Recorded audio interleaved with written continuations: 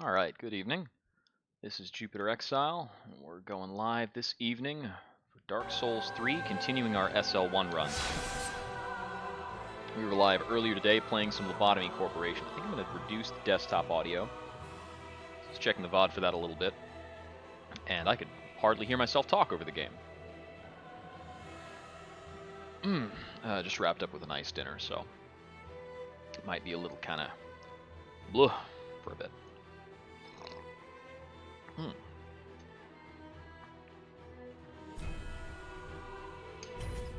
Okay, failing to log into the Dark Souls 3 game server. That happens sometimes.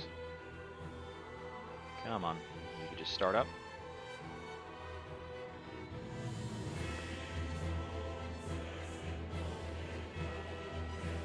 So I was checking a bit of a checklist the other day of things I needed to do in the run before I proceed too much.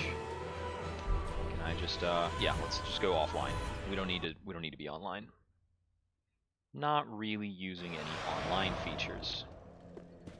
Okay, so the next thing I needed to do was get myself up over to the tower to trigger a patches encounter.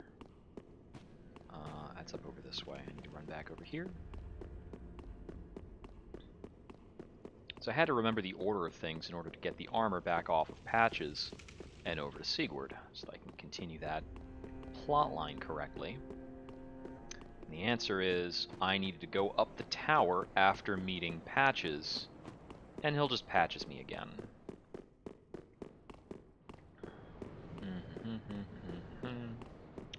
As he is wont to do, pretty typically. Let's see, I believe it's that I have to go up this elevator.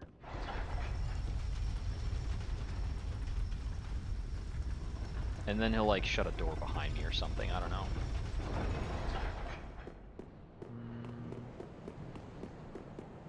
Right? Is it up here? Is it when I get back down he'll do a thing? How does this actually work?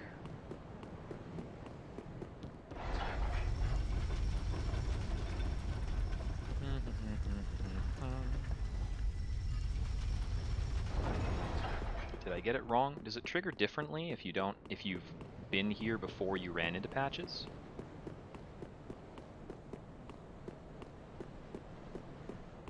And if that's the case, I'm just gonna have to go forward and hope I haven't screwed up Sigurd's quest.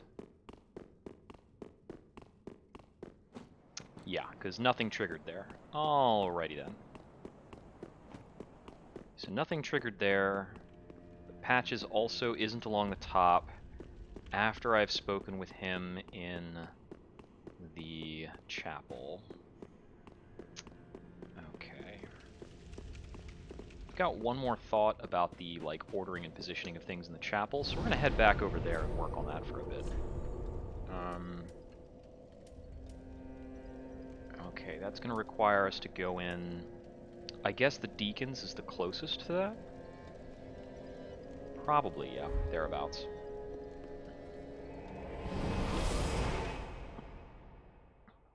After we figure out the progression that I did out of order accidentally, then I'll be going to the Karthus Catacombs and working on that for a while. But if I do this wrong, I'll lose out on some materials related to Sigurd. And I'd rather not lose out on that stuff.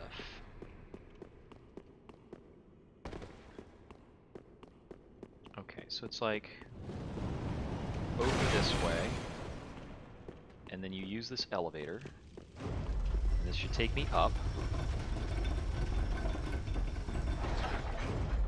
And then I step out over... Okay, no, it puts me over here. And that's out over there.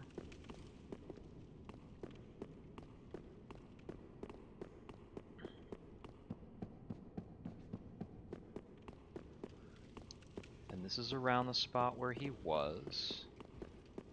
But he's not here anymore.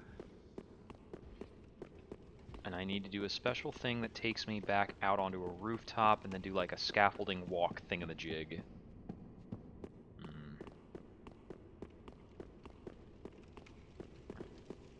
out over this way? Now, this probably isn't it, right? Did I kick down a ladder over there when I was doing this before? Because I need to get back up into that area there. Let me just try that.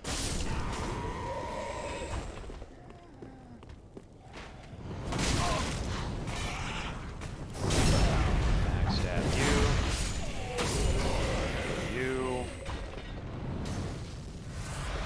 That. So I think I need to come down here. And over around here somewhere. Because I thought that I had kicked down a ladder somewhere around here as part of something else I had done.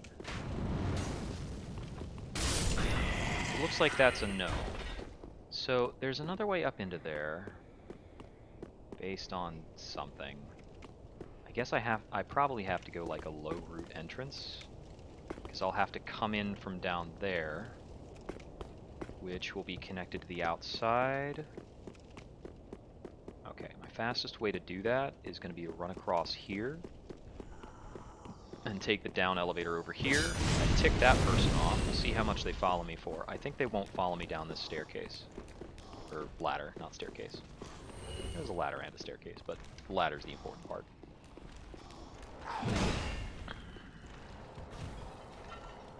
If that gal follows me down the staircase, I might just die. Okay, I think she just fell down after me and took a bunch of damage. That's okay. We can cope with that. Okay, so relative to that, there's like another entrance thing. I think it's over behind this crystalline dealie, where I already killed the lizard. And then it would be... Let's see, because is it over here? I think it's through here. Well, not here, but through this little gap. And there's one of these maggoty dudes that I'm going to take out. And then somewhere around here is a little ladder that I kicked down earlier, right? No? Guess not. Shoot.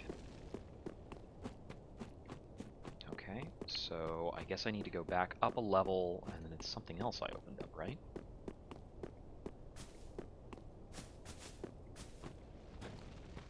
Okay, so this leads back to the main hall. And then at the main hall, maybe if I take a left, does this connect to what I'm thinking about?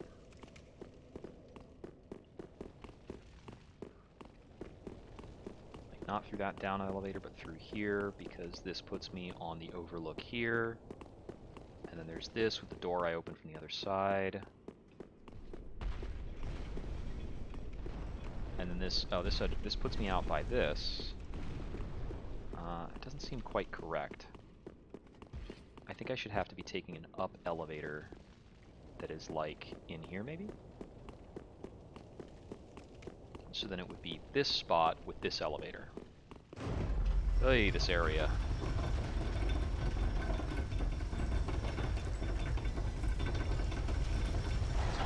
Okay, and then up here, there's like, there was a guy to kill, but I already killed him. And then I think, no, the guy's up here that I already killed. I have to kill him again. Yeah, there you are. Okay, now I need to work my way along here to another, like, rafter area. Is that the same one that I was at before?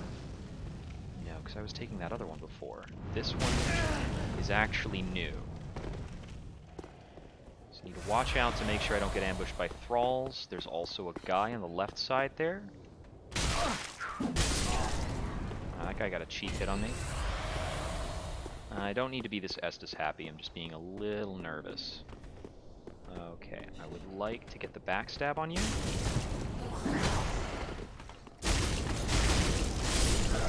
But we'll take that. Okay, this is the rafter I needed to make my way across. Okay, and we've got one dude over there. There's two thralls in that general direction. That guy's got a crossbow, apparently. I think I need to work my way back over. Is it to the left or across from here that I need to go? Alright, let's take a look around. Because there's like a couple places to connect to from this, or to drop down. I think there's something over this way. Okay, this just connects back out to where I was in a different spot. There's some stuff way down over there, but I don't know if I care. And something over here. I might have thralls behind me by the time I grab this, but I'm just going to get it. It's an arbalest. How neat. Okay, there's one thrall at least. Cool.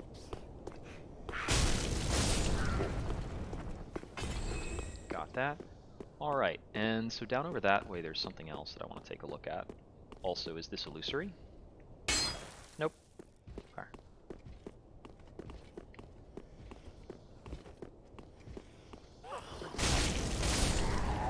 Out the way, please. Pale Tongue, Covenant item. Did he just jumped back down? What a jerk. I got my licks in. That's not illusory either, but I can hear the guy moving on the other side of it. Yeah, okay, so we get back over here. And let's see, when we take a look around... Okay, got an item over there. Just one more thrall to deal with. So we'll quickly do that, kill him, tick off this dude, and then get a move on, grab this Blessed Gem. We're probably not going to use that at all, because that'd be for Faith weaponry that we're not using. This dude's just going to chase us a while, and I'm going to make peace with that. Because I don't honestly want to deal with that if I can avoid it. So I think I either need to drop down there-ish, or I need to get behind one of these dudes. That's got the vines and stuff, and that's the same way over there. So I think it also might be that I need to drop down over here.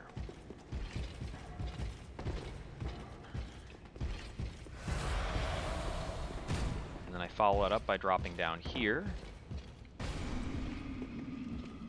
And one of those guys probably fell to his death trying to chase me. Got these dudes. There you are. I'm Henry. Do you have...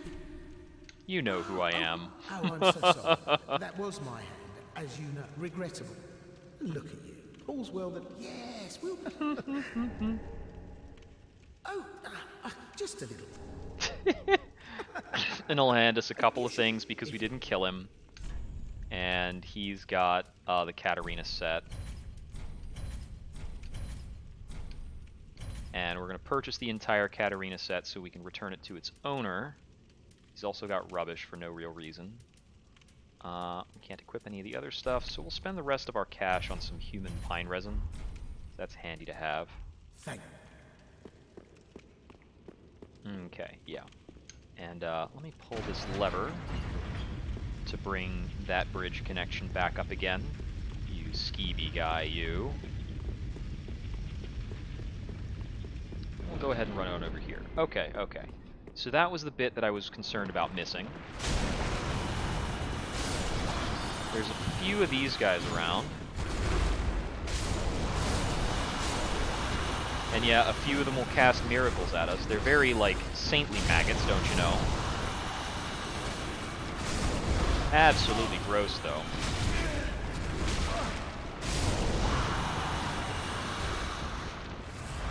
We can just muddle our way through here, because we don't really have more business to do, apart from killing these guys and maybe talking to Rosaria.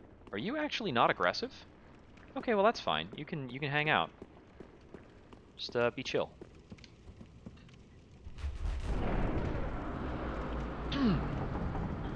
Alright. So over here we have the head of the PvP Covenant for Dark Souls 3, or the head of the Invader Covenant rather, because there's a couple PvP Covenants. It's not active enough.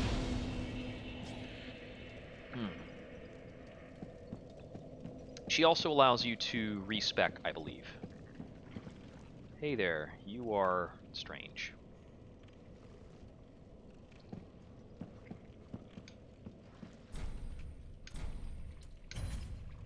we can join the Covenant. Why not? The Rosaria's Fingers Covenant. Yeah, you can reallocate attributes and apparently alter your appearance over here. So she just kind of lets you re-roll. She's got some cribs over here. It's very, very unsettling. And she'll further one of our quests related to another NPC who was a member of her Covenant, who was back at Firelink Shrine. So we'll quickly head back here. I'm actually not sure if he has new dialogue just yet. Let's see. I'm gonna actually check and see if he's around. Nope. Oh, there he is. Well, remember me? Leonhard the You're Ring making Finger. quite an effort. If you yearn for a and kill the dark ray has been a prison. Yep, now we I have can the lift see it in chamber. your eyes. So that's how that quest has progressed. I don't believe this quest rewards us with anything particularly important for the SL1 run. It's just kind of checking off boxes. I really like checking off boxes, man. I hate leaving things undone. Okay, Patches might be hanging out over there. He may not have relocated yet. That's not important. I got what I needed out of Patches, which was Sigurd's gear set. I'm gonna go get Sigurd's armor back to him so that he can progress. So we need to travel back to the chapel.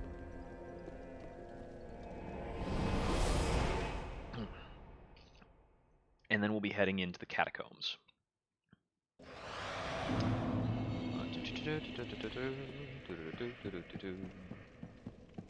We've got a good number of people for Dark Souls 3. I find I don't often usually get much audience for this. Thank you all for stopping by. Maybe I... Here, have your armor. With my trust until... Rejoice! Collecting all of the emotes in this game is actually quite substantial. There are even a couple of emotes that you have to summon specific allies for in order to unlock them. This actually, before I move on to the next area, I want to make sure I'm using a blunt weapon. So I've got +3 on the reinforced club. So, yeah, that's fine enough. Dark Souls really cares about doing blunt damage when you're fighting skeletons. So, let's see. Right, so I need to go to the Abyss Watcher's Bonfire in order to proceed into Karthus.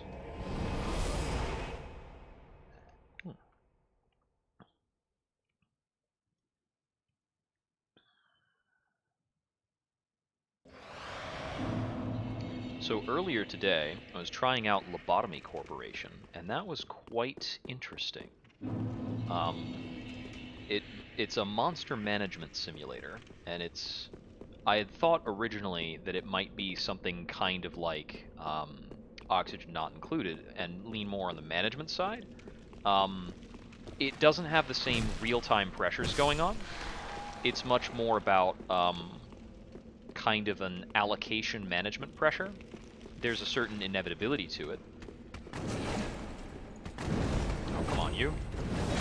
Oh, you're over here.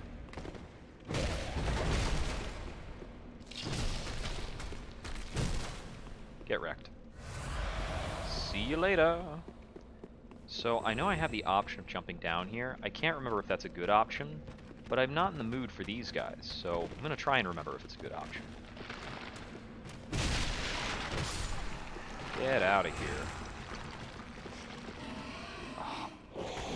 I remember that Karthus, this whole catacombs, has a whole lot of, like, jump at you skeletons. Alright, so we've got a Pyromancy Tome, that's handy.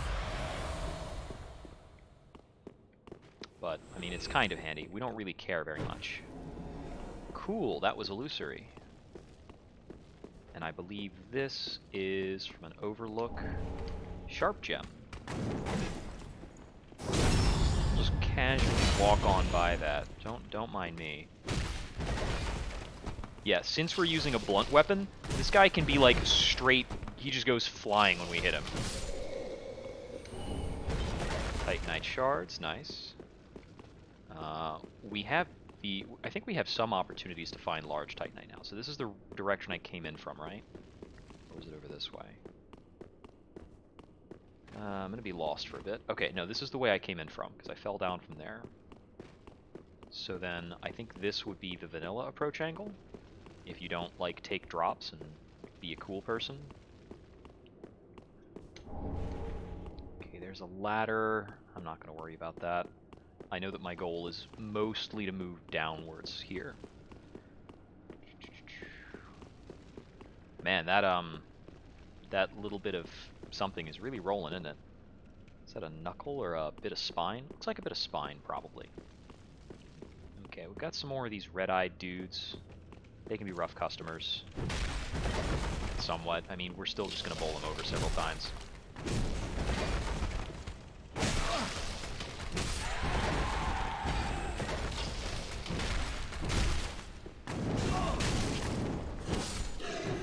He almost killed me. There we go. Our first bit of Karthus Rouge. This stuff is quite effective. It was so effective in the baseline game that they actually nerfed it a little bit. But its claim to fame, as far as we're concerned, is that it's going to help us beat the Dancer.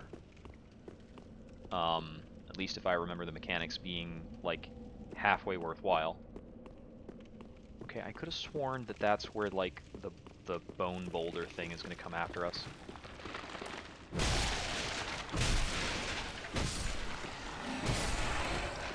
Just alternate blows to keep everybody good and knocked down. I don't know if I necessarily want to go up over that way. Okay, yeah, this is the vanilla way to make this approach. And we are not into it. So I believe this is the bit where I need to stick to one side, because that thing's going to come over here. But so long as I'm up on one of these bits, it's not going to get me. And the unfortunate thing about... Ow! It also rolls back, which is very rude. And I am getting shot. Let me drink. Uh-oh. Bummer, man. Well. We'll come back to it. I guess I get more Karthus Rouge out of that. Yeah, I think there's a little bit of large Titanite in the swamp that I can go back and find.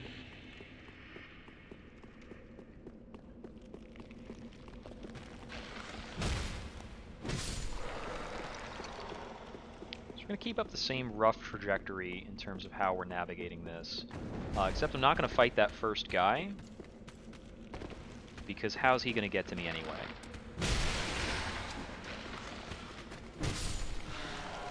Sneaking suspicion he's not going to make it. This guy here at the left.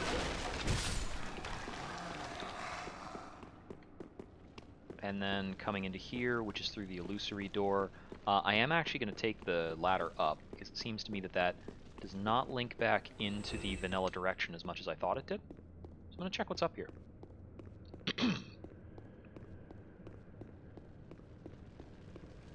Let's see. That is a trap in the middle of the floor. Okay, yeah, this puts us above that bridge from earlier. That's going to get up as soon as we walk past. Let's take it back down.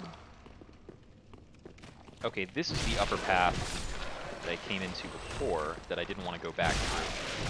Something like that. Looks like the vanilla way to go that direction. Okay, he's in countering stance, so we don't really want to muck with him until he gets around to doing something else. He's getting countered is a recipe for a bad time. He's going to do a lot of damage. And I'm just going to move along and grab this loot. Yeah, that diving tackle of theirs is pretty serious business. Okay, so I'm just going to head down here. Oh, he didn't fall over. Very rude of all of you to be around doing all this stuff.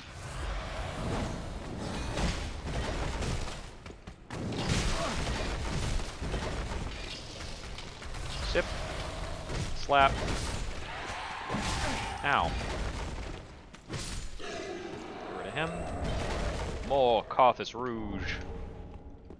Delightful. We're gonna need a bunch of that, because we're not gonna beat the Dancer fast. It's a hard boss, guys.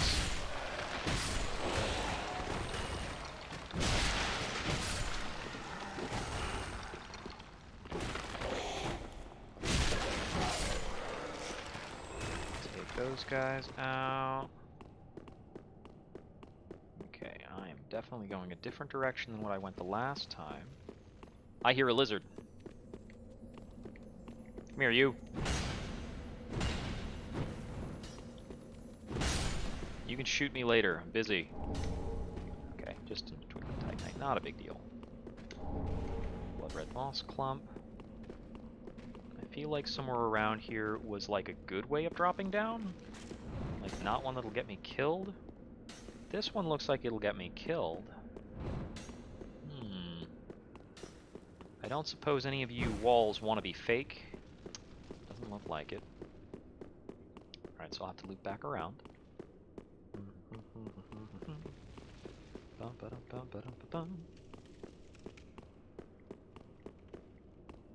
Okay, I have to proceed here, keeping to the left.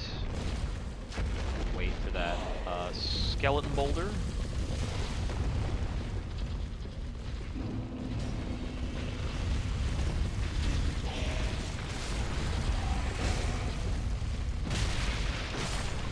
There we go.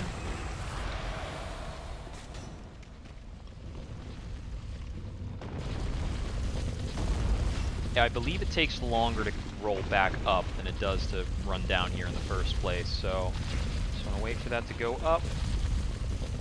And then we want to pop out to this side. That's right. Okay.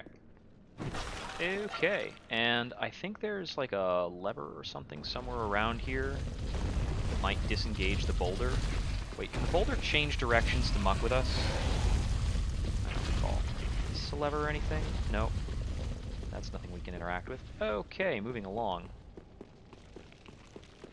I think the boulder might loosely be able to actually change directions if it really hates us. I do not remember the rules that govern the boulder.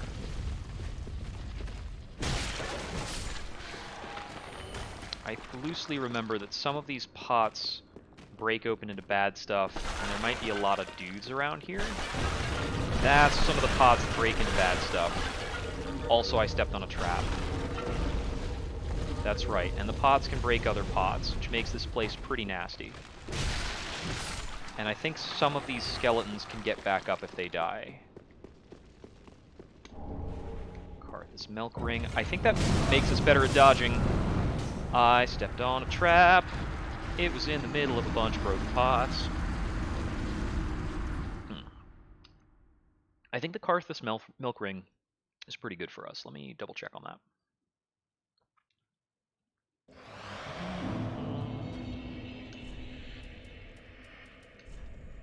Let's see. Slightly boosts dexterity and obscures rolling. It's +3 dex. That actually might improve our ability to equip some gear. Okay, we can now use the Mail Breaker. As well as the Rapier, so that's an option now if we want to do Rapier stuff. We can actually wield the Lucerne in 2 hands. Let's see.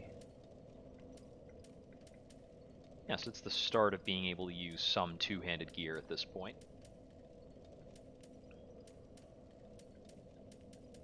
Anything else exciting? We can use the Saint Bident if we want. No, it requires faith. Never mind. We would also need a faith ring. Huh. Can't use that. We're 1 strength short of being able to use the straight-up halberd. Okay, food for thought. We also get this neat, like, stealth roll, which doesn't matter very much. Either way, we're still going to be using the mace around here because it gives us blunt damage. And blunt damage kills the skeletons, but good. Give them a wallop. Okay, this is the point where we will start to employ some running strats, where we just kind of run through more stuff. Oh! That is not the way you want to do that. So I gotta be further on those candles before I make that leap. Alright. Yeah, in terms of my other questing, I believe I'm actually at the point where Orbeck is going to lose patience with me and go crazy, because I haven't brought him any scrolls.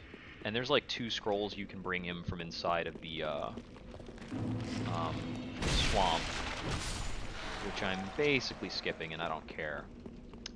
There's also, I think, 1 Tome of Miracles that I've skipped for Irina, but she'll never get mad at me, so I can always backtrack for those if I need, and I think that just affects the ending that I want for the game. Not that big a deal. So I do need to go after this guy. Yeah, just fly back over there. That's cool.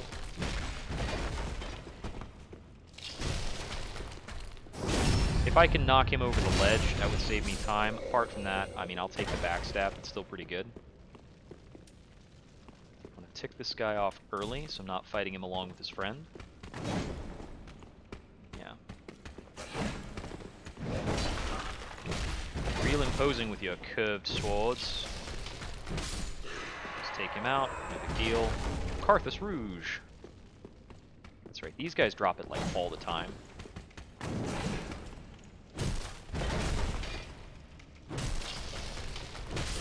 Take a couple breaks to recharge my stamina and kill that guy. I can get to the 3rd one before I need to worry about anything. Get shot by 2 archers for a bit.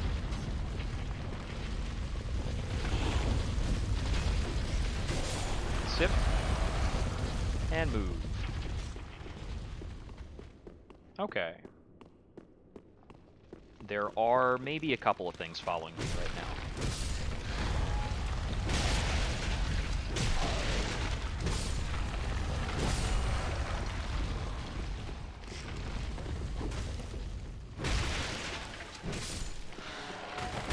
That's right. If they have glowing eyes, they'll stand up once. And then the second time you kill them, they're dead for good. That's how it works.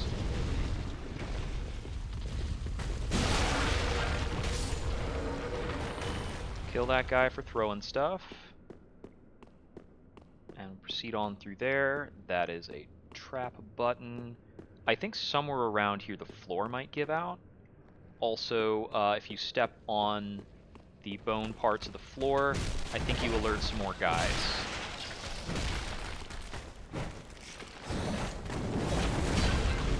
Just dodge that. Just dodge it. It's fine.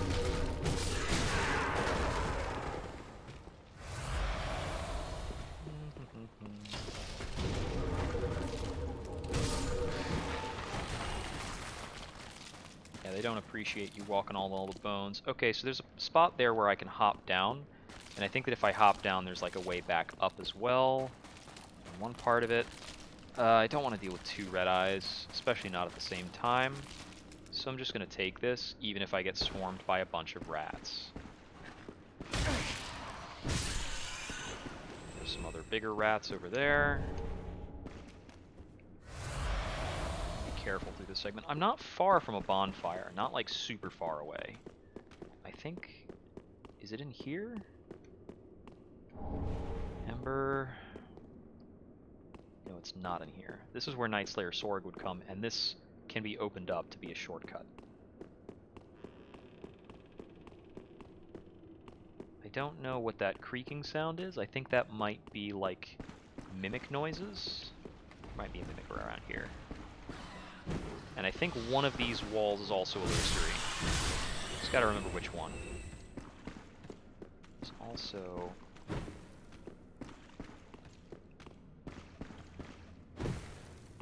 It's also this leading back up. Doesn't this, like... I feel like I'm gonna get clobbered by a... like, one of those bone things soon. Like, I think there's one of them around here, but I don't remember where.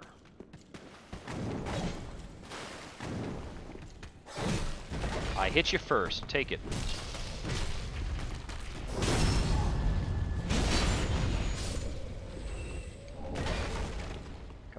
kukris.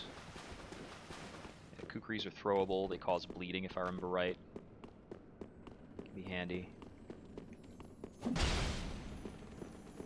Get the lizard. Don't tunnel vision too much, or you might die. I think the lizard still died, and I got a fire gem out of the deal.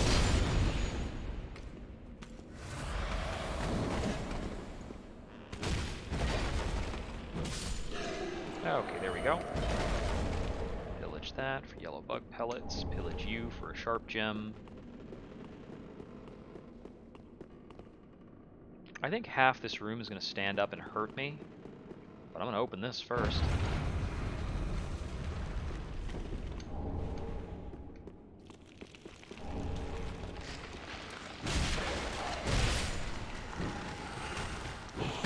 Oh, he got the counterattack on me.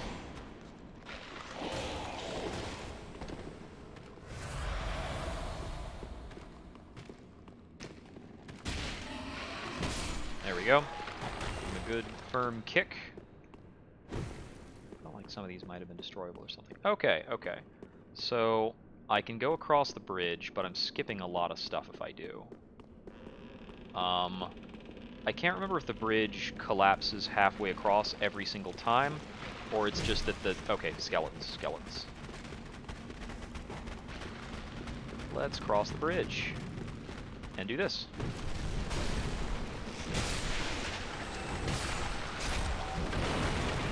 There we go. That's why you drop the bridge. Yeah, okay. I'm like, I remember a sequence where the bridge drops away. What does that? I do it right now for safety reasons.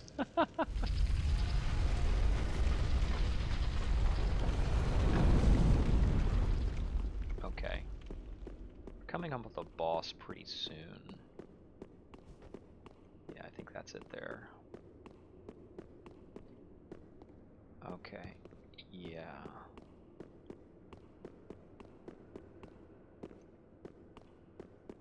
So we can touch the goblet to trigger the boss. But I would like a bonfire somewhere in this zip code before I do. Naturally, killing the boss would give us a bonfire, and that's the next level way to do it, but I haven't fought this boss in forever and a day, so we're not going to do that just yet. Another thing we can do is we can climb down this mess, check out the area down here, which is a whole nother spot, complete with its own demon and not a bonfire, at least not right away.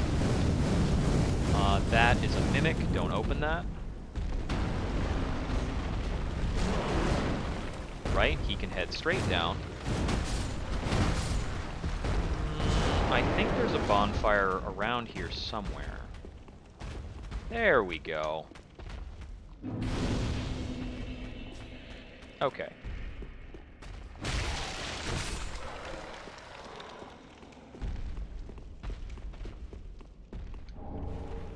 Old Sage's Blindfold and the Witch's Ring, which I think relates to Pyromancy Strength.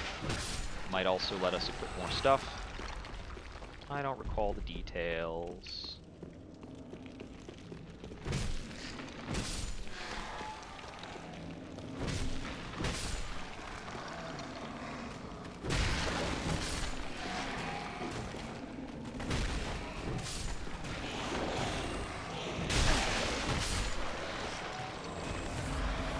Could you guys stay down?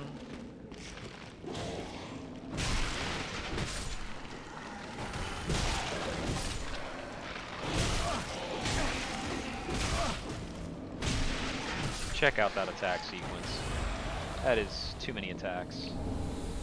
I don't want to deal with that. Large Titanite, huzzah! Okay. And I would like to take this demon out.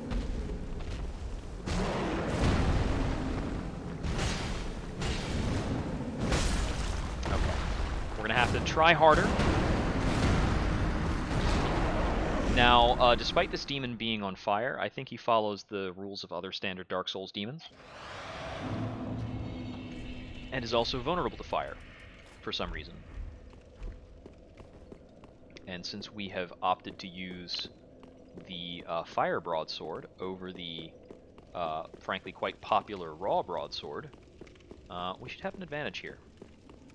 I'm going to skip over these guys, though, because they're obnoxious. Ow! Yeah, it's going to be a little tough. He does good damage, but he doesn't respawn, so we only have to kill him once. He has to kill us a countless number of times, or it won't count.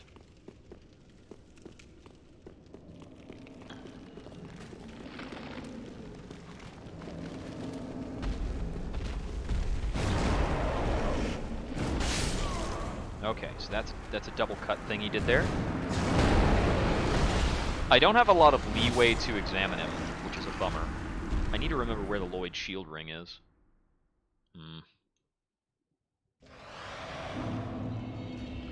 I might be able to actually change out some of this armor in a meaningful way. Ooh, you know what? The Old Sage's blindfold looks cool.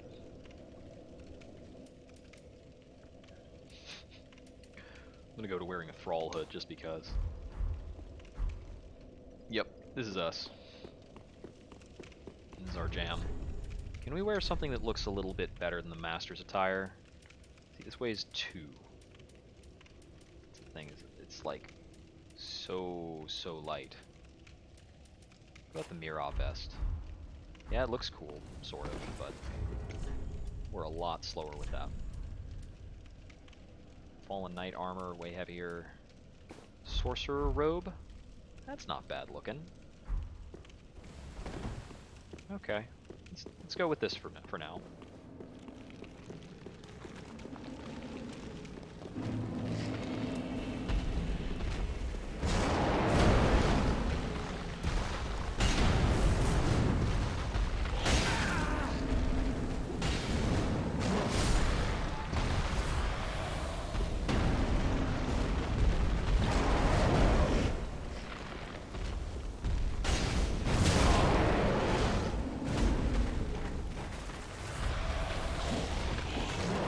To some extent, you can get this guy to fight with the skeletons.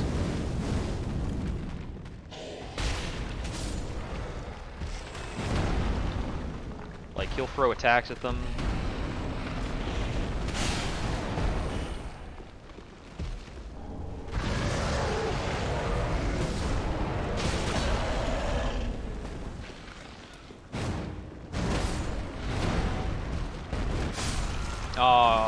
Okay, that was more delayed than I thought it was going to be. Alright, we don't have to muck with this guy right now, so I'm just going to move on and explore some more. So I can loop back and go fight Wolnir. That's an option. But if I proceed forward, what do I get? I'm going to go back to the Reinforced Club for skeleton reasons. I believe this is the Smoldering Lake, which has the big old ballista thing that has to be dealt with. Yep, that one. Very same. And also should have the lightning worm thing over there.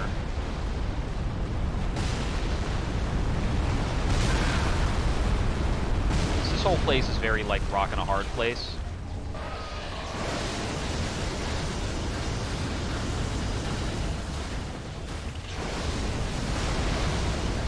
So we definitely don't want to be going in the direction of the worm right now, I don't think. There's also some big crabs around here. Check them out. Big old crabs. But this is where we want to go. Down into here.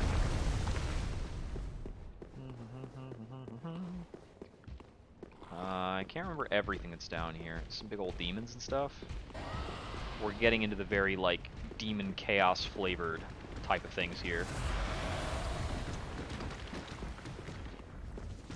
Aha.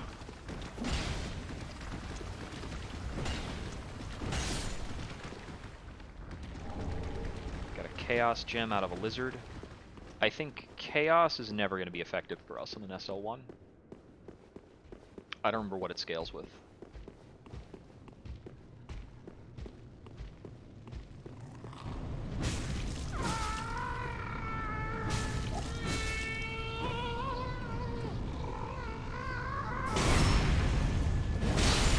Gotta make sure this guy does not get off of spell.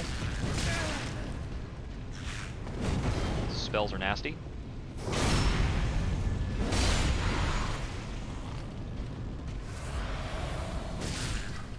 Okay, our damage is pretty low for this area. That took a lot of smacking to make something happen.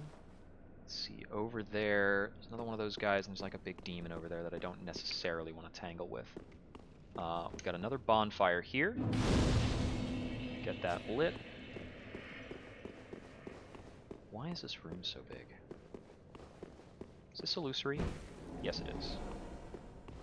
I can vaguely remember a lot of this stuff. We've got sludge on the ceilings there. Ow!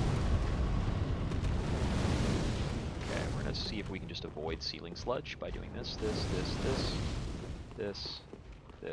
and this. Get an Estus shard.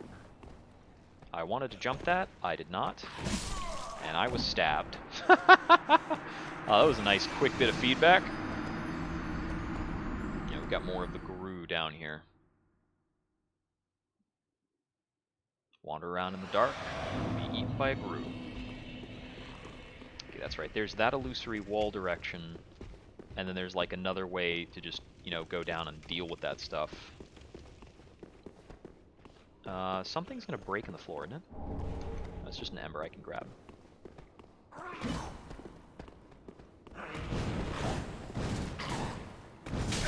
Ow.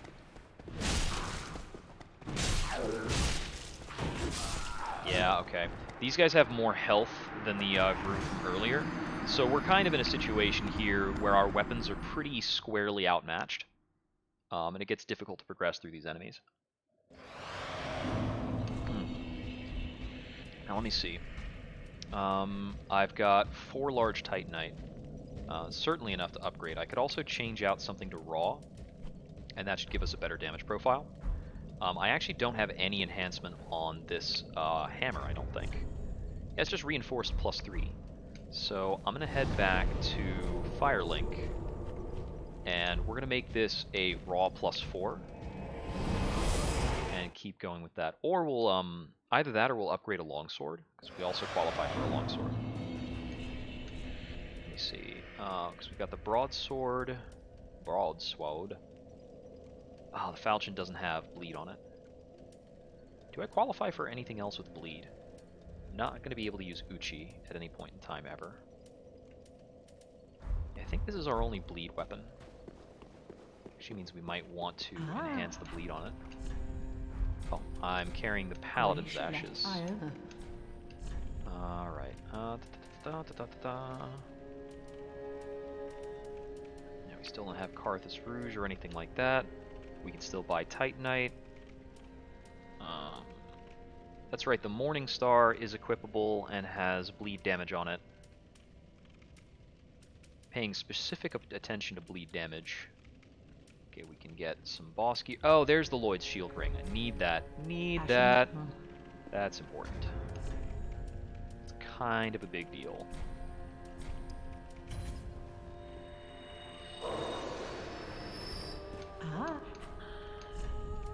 So this is our anti-one-shot ring. Boosts our damage resistance pretty notably whenever our HP is full. I'm going to keep the milk ring on and swap this out for the Lloyd shield ring. Nothing else too important around here right now. Let's see. So I think Grey Rat has a good weapon selection. Oh, and in one piece. Okay, so he's got the Bandit's Knife. We can equip the Bandit's Knife now. That's the bleed weapon, for sure.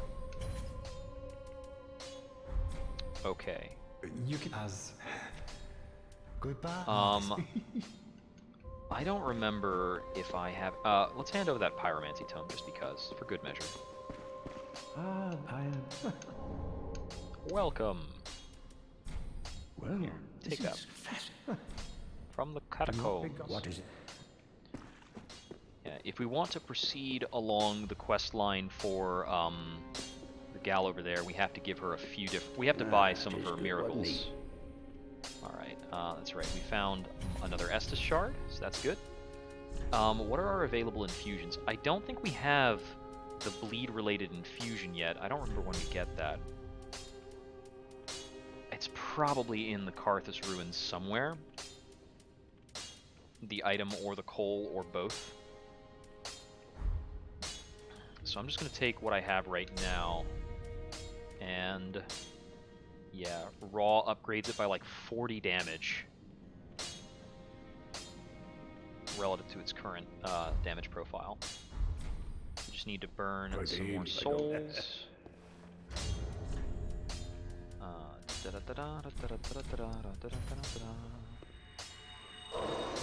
That's good. Just wasn't it? So we'll throw a raw infusion on this.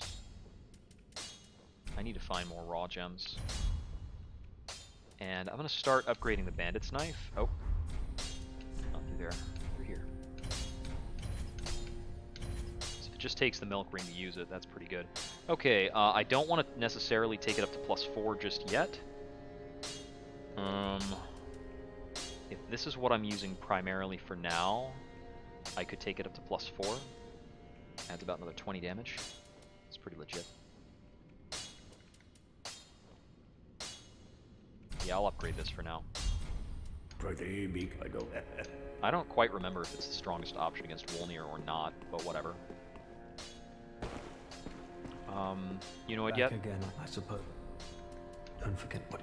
He's not annoyed yet. He's gonna be annoyed very soon. Probably once I get out of the current location I'm in. Oh, Judy. We'll buy her out of everything not related to the deep. Have a pleasant, I pray.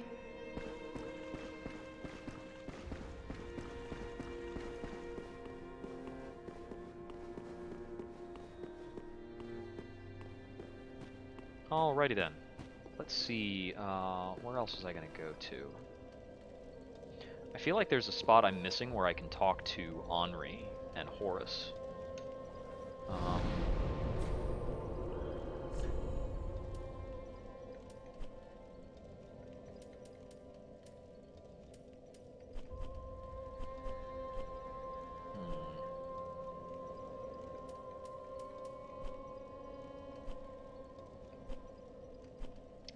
So let's see. Dancer attempts are on the table. I could try doing that. It's going to be hard. It's a little bit easier if I get a weapon that is better at proccing bleed, which would be the infusion for sure.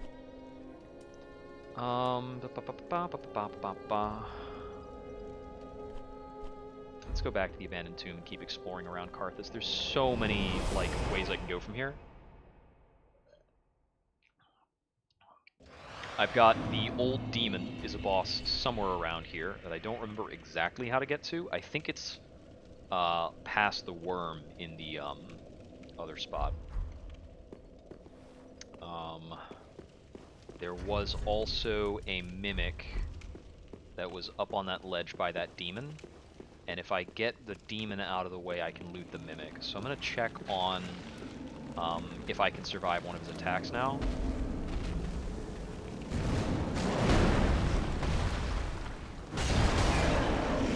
Alright, yeah, knock me down.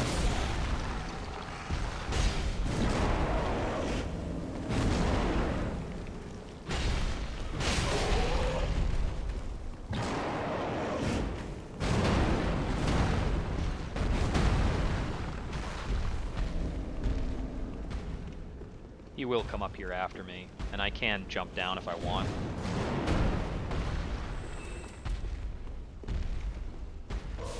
This will buy me enough time to loot this either way.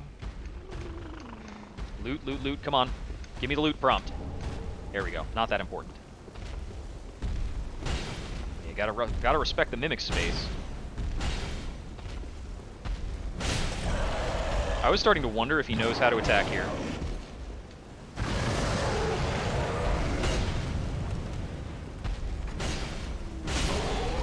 'Cause he might not.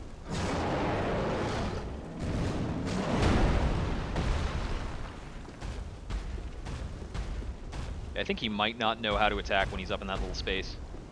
Interesting.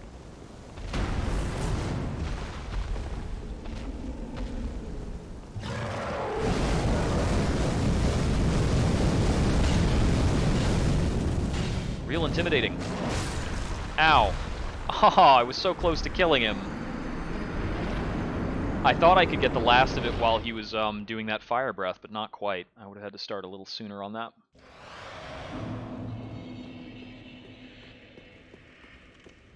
But yeah, our damage should be a lot closer to like the proper value now,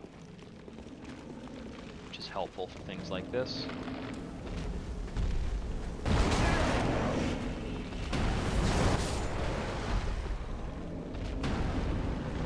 I don't really want to fight you or mess with you. I actually need to go back to the other part of the catacombs and fish around some more. Oh, the bridge doesn't stay knocked down. I can't go backwards. Oh. Okay, I needed to find the bonfire that was back up there. Because I know there's a bonfire before I make the drop.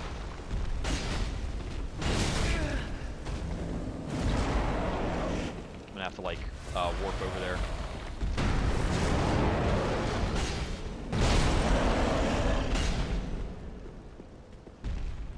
Yeah, the skeletons will slap him around a little bit too.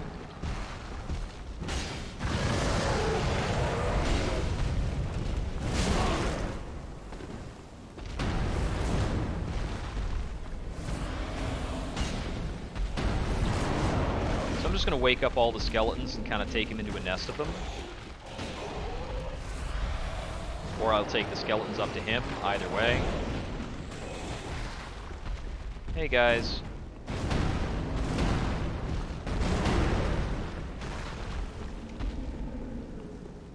Fire. The fire killed me before I could quite get up the stairs. Oh, I'm not dead. Now I'll be dead, right? I'll chug between his legs. Oh my god, I'm not dead. So ridiculous. Lloyd ring, man. It's good. A skeleton killed him. Those skeletons, man.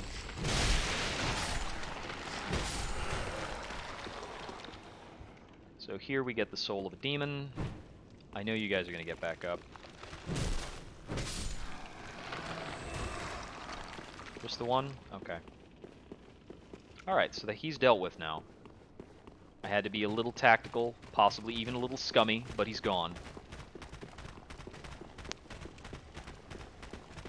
And I mean, he's a demon. He would have done the same, right?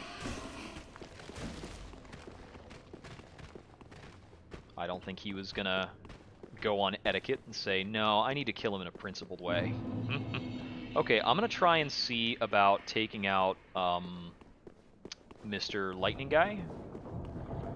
So I can loosely recall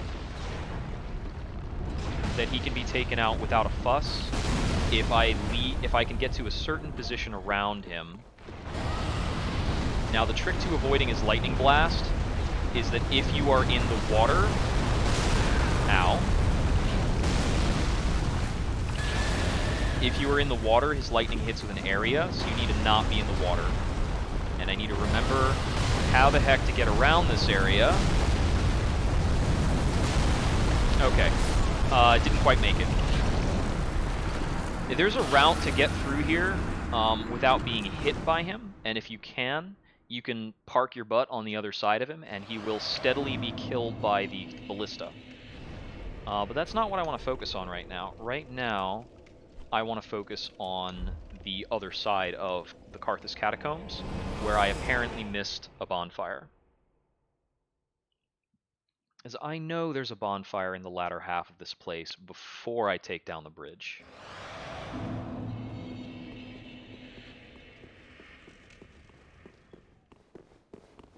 It's like almost just for the sake of being reasonable, there's something there.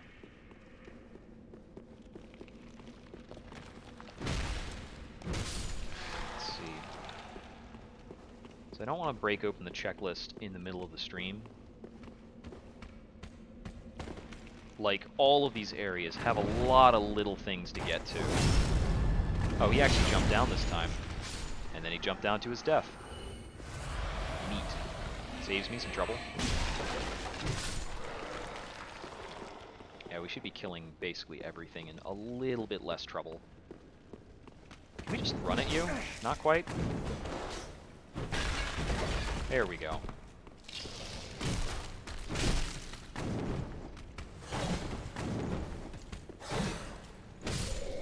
These guys love to fidget, but they have pretty narrow attacks. Same as before, I'm going to wake this guy up with a throwing knife, and then fight him back in this room so I don't have to deal with his buddy. Big old thing. It's real spinny and like, it's just, he just kind of does it to freak you out, is basically the truth of it.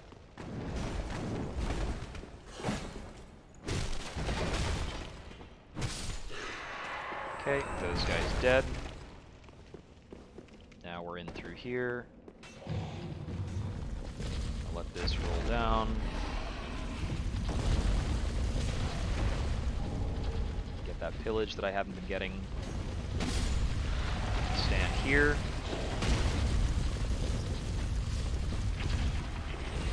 Head over here. And I need to wait for that to go by one more time.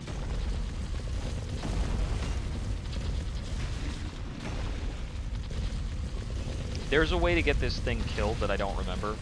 You need to, like, stand up an obstacle in its way or get it to collide with something.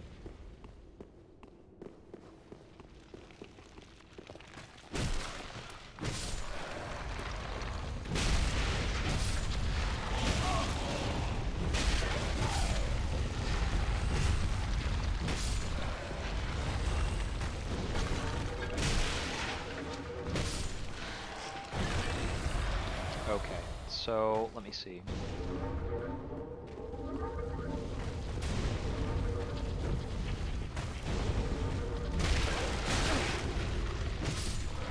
Yeah, these guys don't just throw a projectile, it's like a projectile that turns into more projectiles. It's a bummer. Oh. Watch out for that. Okay, I think what I need to do is go on the right side, like through this area. So let me see if I can get the backstab here. Not quite.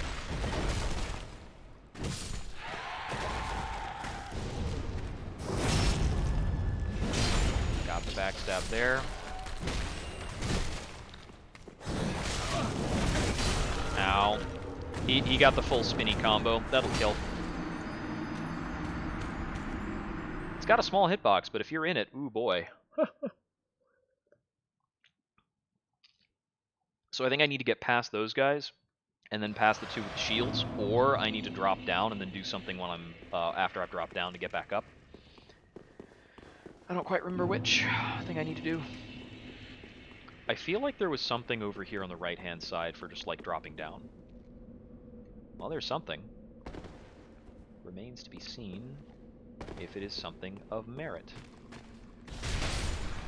I get to kill this annoying archer, and that's pretty good. That might be its own reward. Oh, I can actually just drop down almost this entire way without going through the other section up over there. So I'm just going to do that. I think we'll have the company rolling in from above. Give that a moment to clear out. If you would come on back, please. Cool. This will be much faster. Okay, let's find out how much we can just run past here.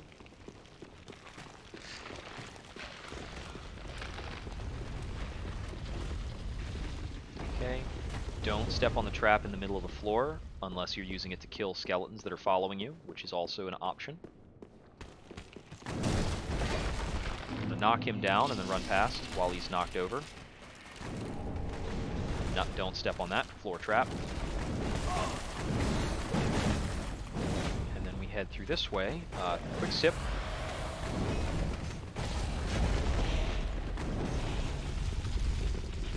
there's the bonfire I'm looking for. Cool. I'm going to reset all the enemies. While we're in here, we have another rolling thingamajig to interact with. It's a different skeleton ball. There it goes. Where does this one turn back? Does it just go down there and turn back?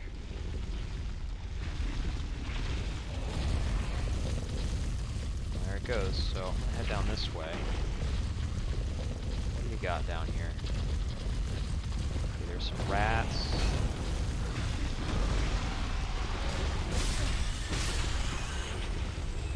Pull the top off.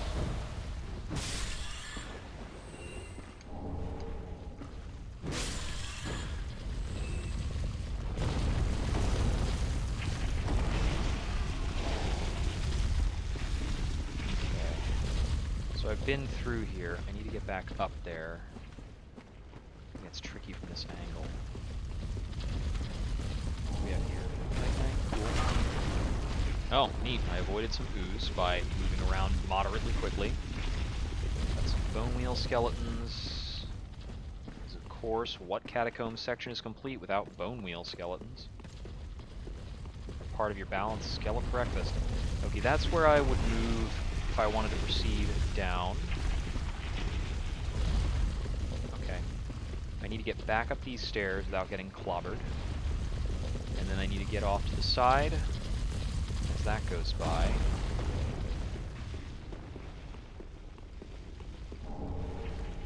Large Titanite. Through here.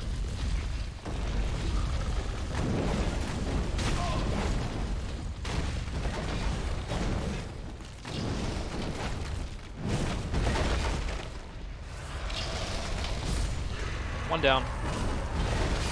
Got him. Titanite! Okay, and then there's a pit there. And a tantalizing ember on the other side. There's some angry stuff down there.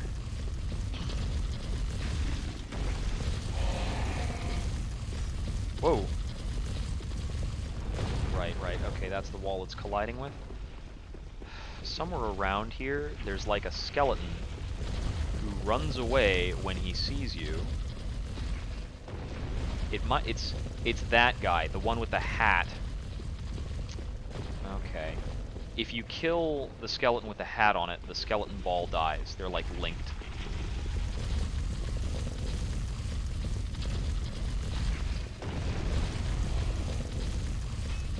But I don't know if I can get back to that hat skeleton from this angle. Not in a great way. I'm gonna take this fall. Okay, this puts me right in with the bone wheels. See, now I know why not to take that fall. Because I'll get killed by killed by bone wheel skeletons. That's how they get you.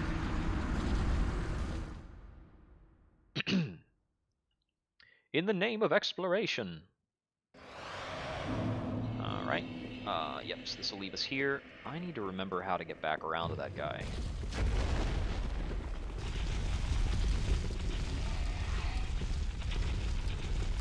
I think he turns around there, right? No? Okay, I think I need to go down at least one level.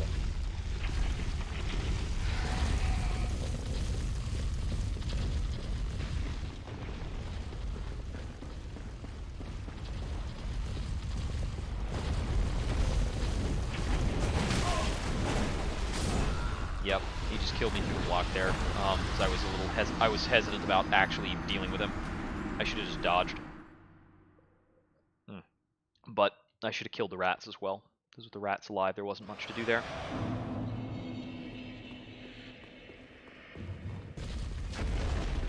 Go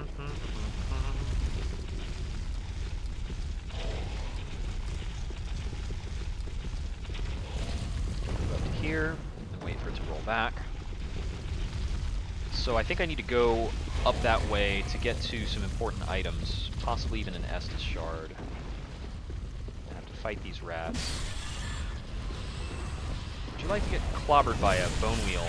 There you go. Have a fun time. It's everybody's favorite tourist attraction. Ah, I still took 2 hits from him. Yeah, 2 hits from him will always kill.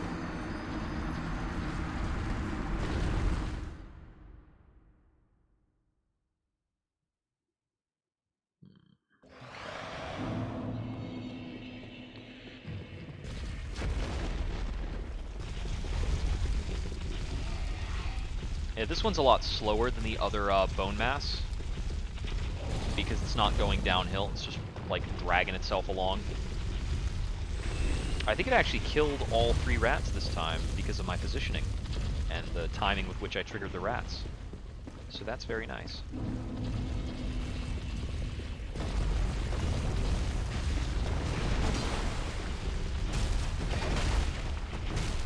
There we go. Yeah, I knocked the thing down once and it's gonna die, so... Okay, that is not the way I need to go, I don't think. This is the one I wanted to look for.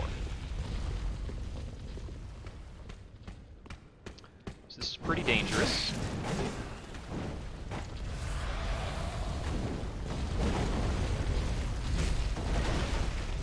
This dual Shotel guy we need to lure down here. And now we can think about how we're going to deal with the archer after we've dealt with the skeleton on the right-hand side.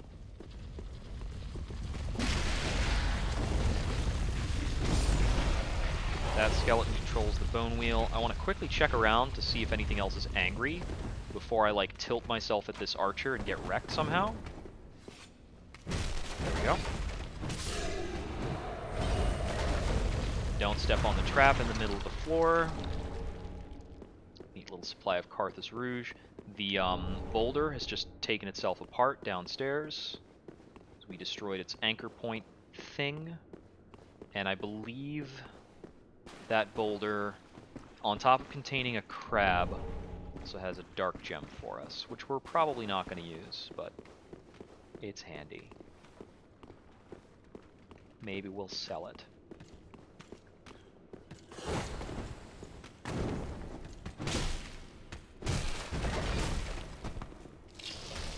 Another one of these guys. So long as we hit him once with a mace, he's done. He had respawn powers.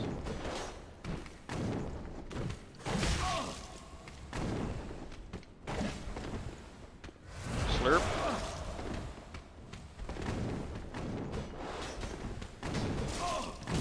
Got him. Whew. I have almost gotten punked by that railing twice. Oh man, that would have been so shameful if he wound up getting me there. Okay, so we're just gonna grab this. The Grave Warden's Ashes. I think this allows us to buy Karthus Rouge, which is really nice. This is also an illusory wall. Okay, I remembered there was an illusory wall somewhere around here, but not where. Because it's like in a pretty nondescript segment of wall. They do a pretty good job of hiding those in Dark Souls 3. Like, I'm remembering a few of them. But I think not the majority. Okay. Let's see. So if I want, I can go back up that way. Oh, yeah, that crab is menacing, yo. He's totally gonna come at us. Let's see. So I have the option of going back up over that way.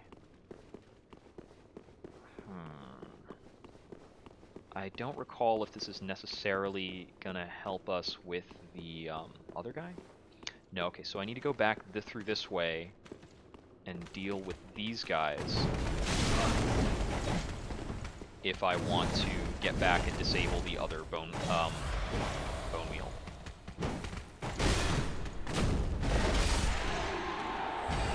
So we just pummeled through his shield. I'm super glad that happened to work out. This is a bit of a gambit.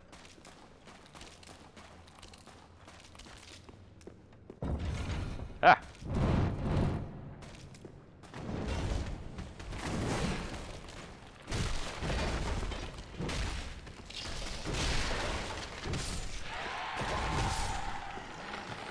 I'm gonna wait for these guys to get back up.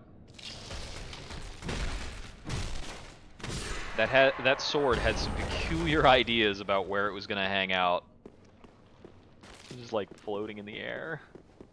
Watch out for that trap. So high, it's high above me.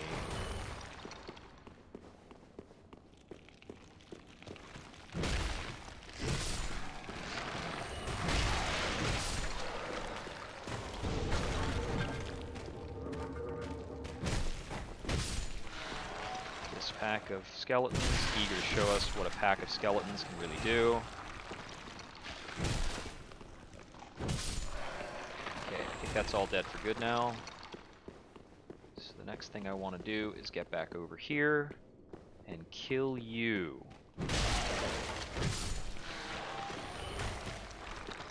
That'll cause the bone wheel here to die on its roll. It'll come down through here once. And then it'll break at the far end. At which point we can get this loot. An undead bone shard. Nice and important. This will also allow us to go back to the top of the stairs, but we've already been there, so it's fine. Okay, the next spot we might need to go to is a bit of a long walk, so we're going to bone to the last bonfire. I've finished my glass of water. Alright, with that stuff done, we can go ahead and travel back to the abandoned tomb. No, let's see. What's the best route to Wolnir? No, this is still the best route to Wolnir, which is going to be our next goal. Right, so that thing respawns? Is it only the first kill on it that matters? Shoot. I had forgotten that.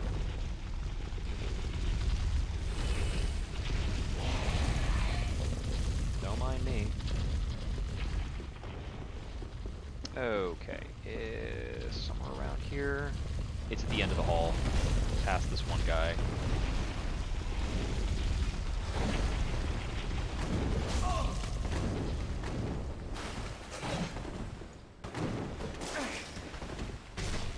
Yep.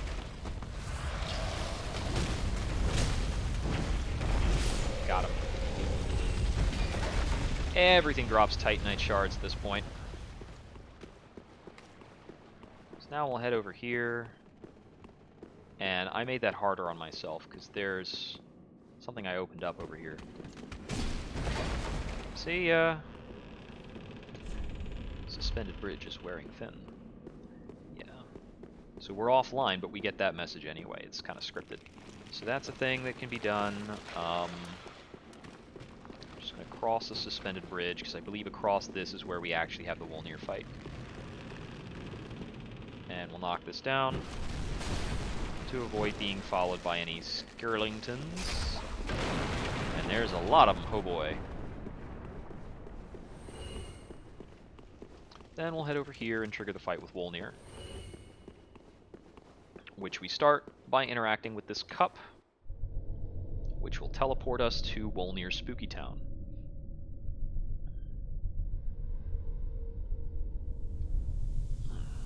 Skip through that.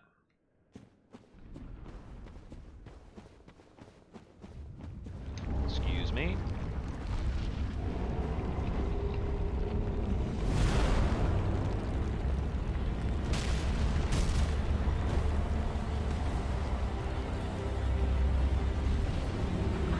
We need to watch out for falling back too far. We need to watch out for his miasma attack, and I don't remember the hitboxing on it at all.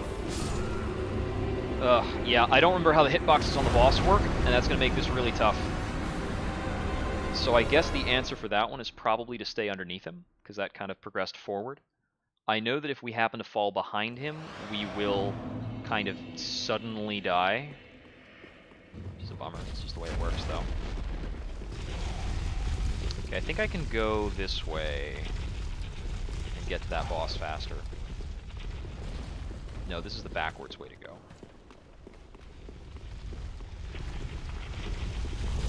Just over here.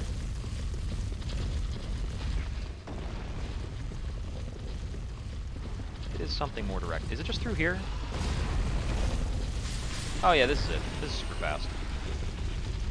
Barely an inconvenience.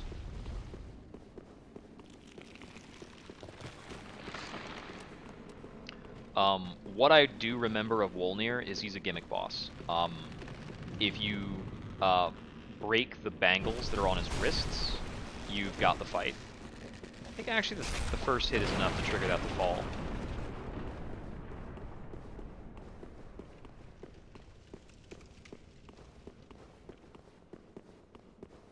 So we head back over here, and we're back in the fight. He does have, like, big, sweepy, dangerous attacks. Loosely speaking.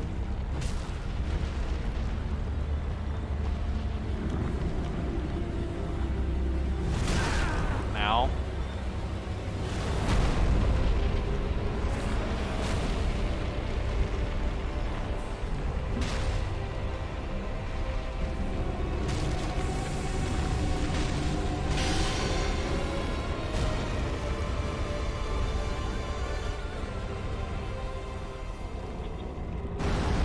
Stun him for a bit, he'll do a thing.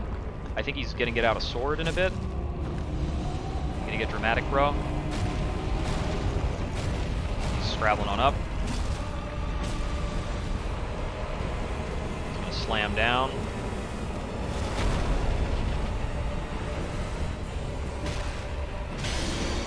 I can't remember the timing, so I'm just gonna give him a lot of earth. You can see his health bar is like gone.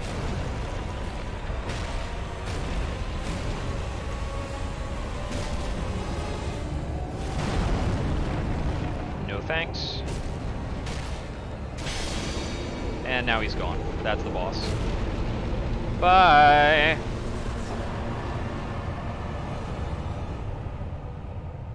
That's a little embarrassing for that to take 2 attempts with the way that boss works. And now we get teleported back out of his little darkness pit boss fight, and we can light this bonfire. Is there anything I need to spend a lot of money on? I can't buy... Oh, I haven't turned in the new, what's it called? The new ashes, and I can find out what the purchasables are for that back at Firelink. I think I can also shop at patches now, because beating a boss should advance any quest chains.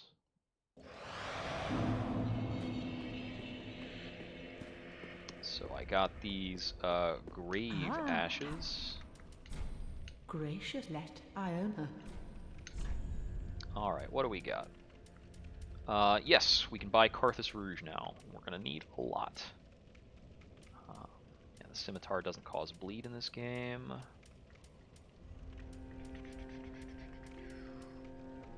Got all that other junk.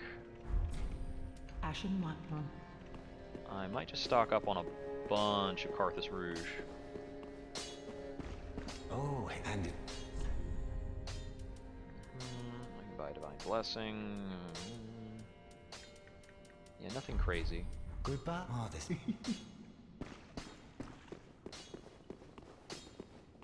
Just wasn't. Oh, I had another Estus shard. Neat. Thought I might, but I could not remember if I actually did. So I've got the 4 I need if I want to bump that further, or I can start bumping the Bandit's Knife. I do want the Bandit's Knife in order to fight the Dancer, and that doesn't have to be that far away. So I'm going to start advancing that. Pretty, I go. Problem is, I need to find the, well, the problem. I want to find the proper coal to make that a bleed-oriented weapon. I'll buy 20 of those. Ashen one. Let's see. And I'm going to check and see if Patches is around yet.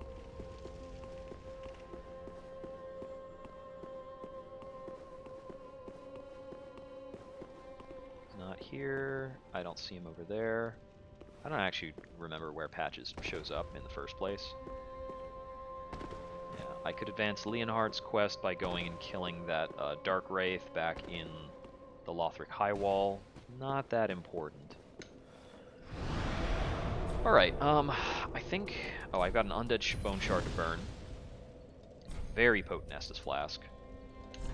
I kind of want to travel back down to the abandoned tomb in the Old King's antechamber. I'm gonna go back to the abandoned tomb and see if I can get that lightning worm killed off.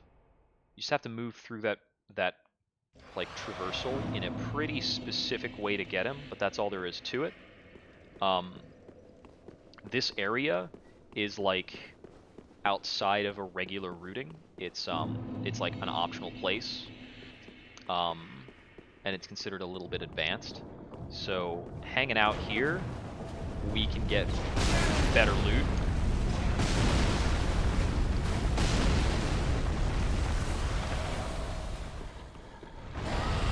Okay, so I'm gonna hang out by this tree and observe this thing for a moment.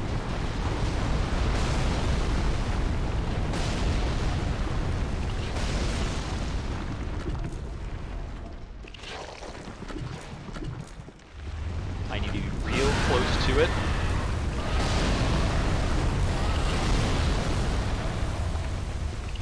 Okay, I need you to burrow away.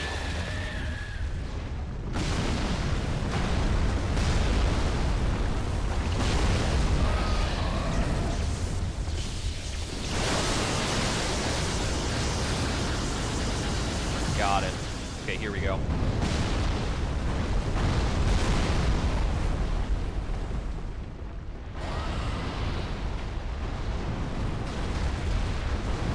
Okay, so I just need to kind of line up between my location and the worm's location. And it should start getting shot. Okay, so it's coming from over there. So I think it's that I need to be over here on the right-hand side.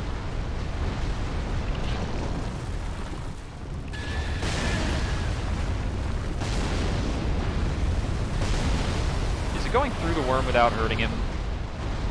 Is something different from my recollection? Nope, there it is.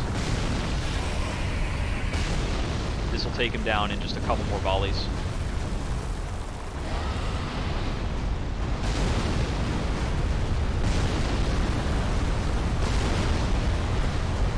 Not a lot left.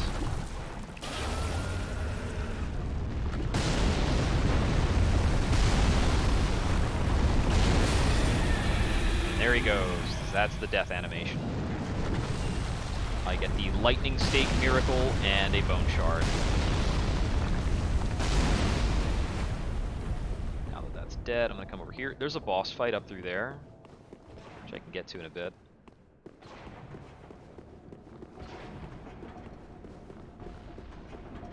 This area's like well and good behind that.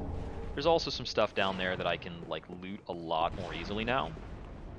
And there's a bonfire here, which can help us with that boss fight over yonder.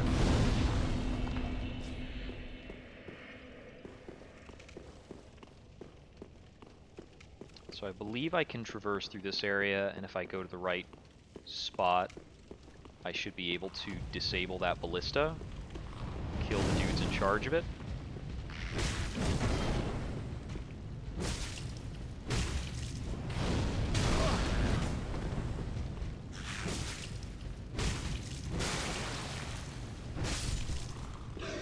Yeah, we do a handy bit more damage now. The bleed proc is very good for dealing with these guys. The motes of fire that are hanging out are also related to them. You can also see a bunch of dead Capra demons around here.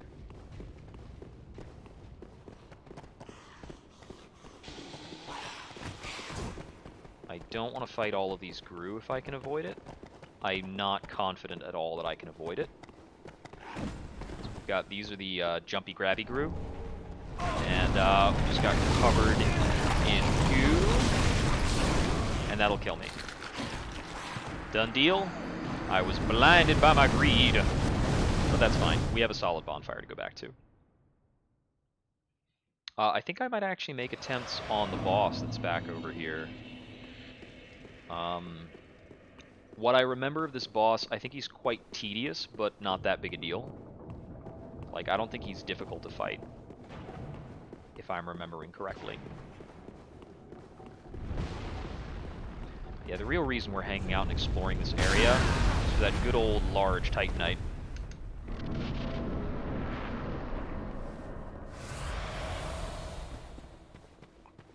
So here we have the Ancient Demon.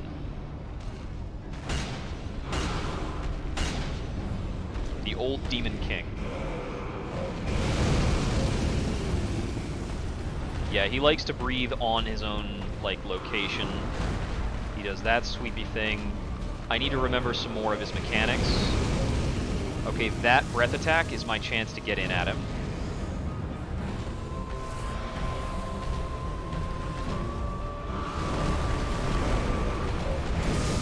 Okay, he can follow that up with Combustion, which I only survived because I blocked.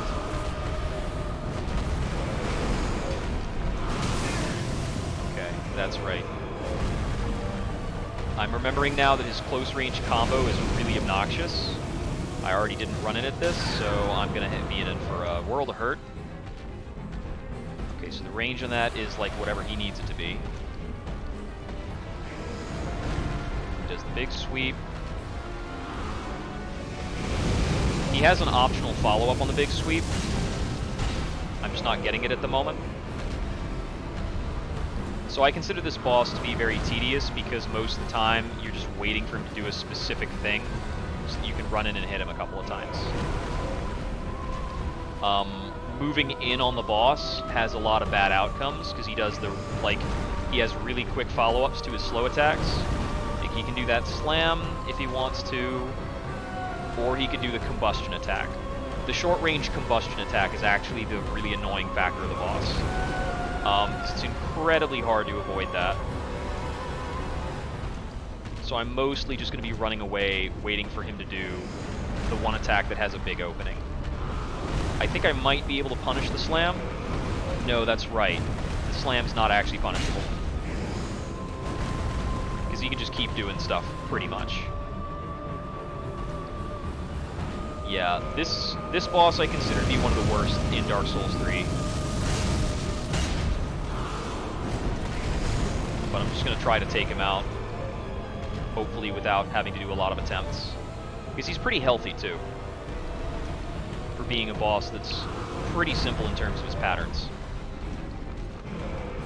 At his phase change, he's going to start doing, like, this Meteors Attack. I believe that would be his phase change, and that is his Meteors Attack. We need to... Oh, no, that's right. He does a fire circle thing that fans out, thinks he's Diablo. And that fire circle thing stays relative to where he used it. So that can sometimes restrict our positioning if we're not being careful. That's the Flame Breath. Slap. Slap. Excuse me. Okay, that's the Meteors Attack. And I believe our solution for that is to hang out behind some of these, like, demon things. And we'll be safe. There we go. Yeah, you just LOS that. You wait for him to get back to the rest of the fight. Because if I move in after any of these swinging attacks, he just keeps doing more swinging attacks. Just gotta wait for him to do the Fire Breath. Okay, Meteor Summon. I think I can chance getting in a couple of hits during Meteor Summon when he first starts it.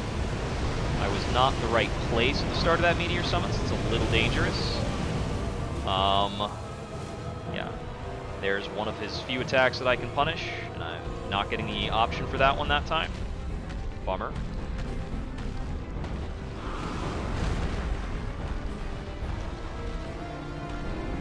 I'm gonna try slapping him on this.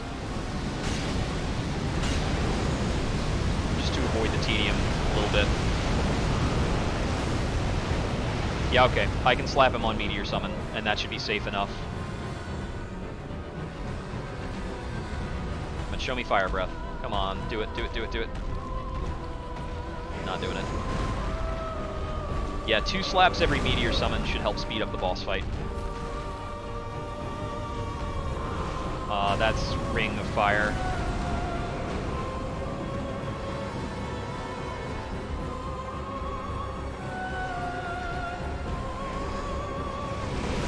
It's Fire Breath, but with Ring of Fire out, I don't think I can punish it.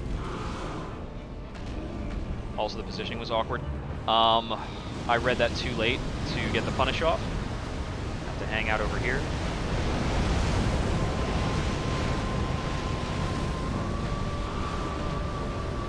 Oh, he did second round of meteors. And a fire breath at the same time.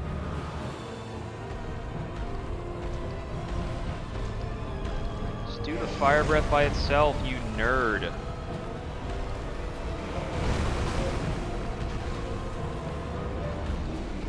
Alright, meteors. 2 slaps. And I'm gonna hustle. Yeah, it looks like we can just do 2 slaps and a hustle every time he does meteors. That's better. I'm gonna get randomly killed by one of those now for assuming it was safe.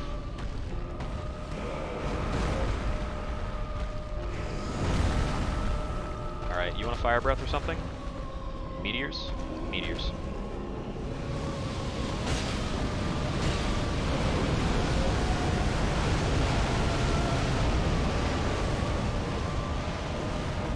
Ring of circle, ring of fire. Alright, what you got next? You just want to run over and swing your hammer. I get it. That's all I want to do too.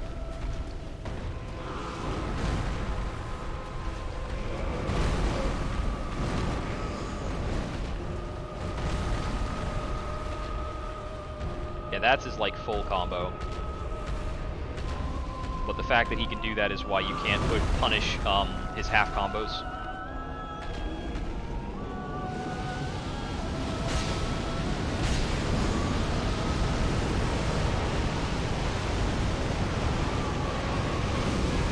Fire breath.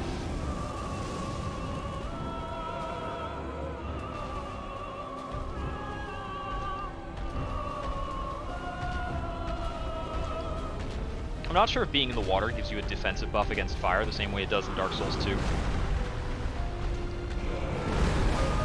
That was kind of a neat factor in Dark Souls 2, but it's usually not enough to swing the SL1 stats in our favor. Oh, that's meteors.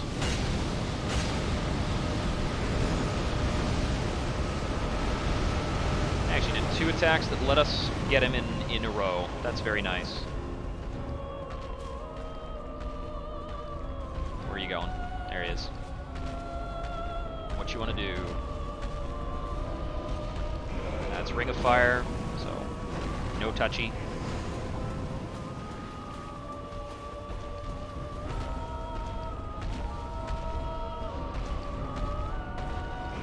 There are riskier ways to fight him. It's just like absurdly harder, and like, why would you do that to yourself?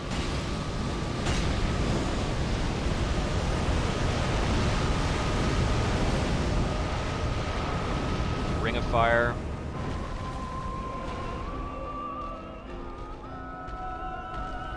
Come on, old man, tree whiskers. Show me a fire breath.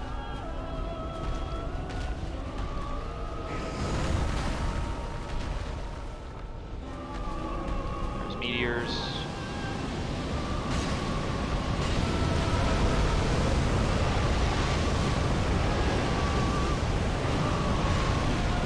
We get a stagger, and he's angry. From here, he's like last legs mode. And you can just run in and finish him off. He does that at like the last 5 or 10% of HP. Just to kind of emphasize for you that he's an old demon. You should feel sorry for him or something. Alright. So I have the option right now of going back and just like getting another 20 Karthus Rouge. I'm gonna do that before I lose these souls randomly. While I'm at it, I can get another upgrade level on the knife.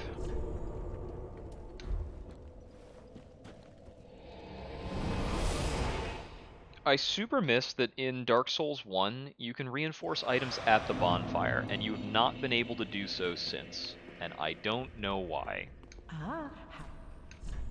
I kind of think that the game plan there is make the character go back to Firelink so that we can help centralize their quest progression in Firelink for all of the subquests. Okay. Make this a +5 bandit knife. We're not increasing the bleed quality when we increase the like bonus on that, but Pretty, I go.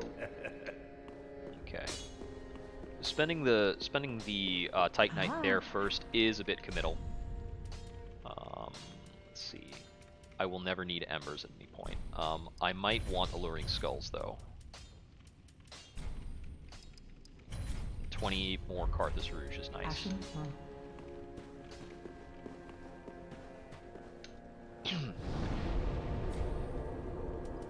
We have some undead bone shards to burn. I think we actually have 2.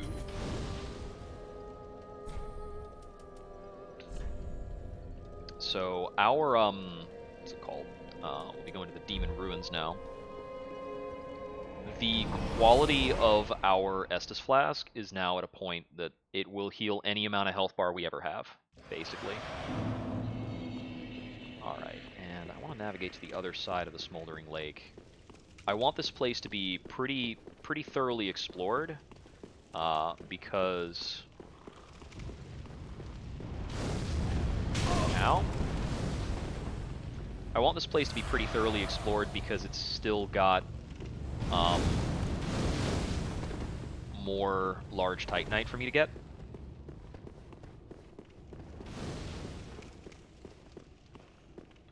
And I want to skip as little of that as possible. Check that. Yeah, this place in particular has a ton of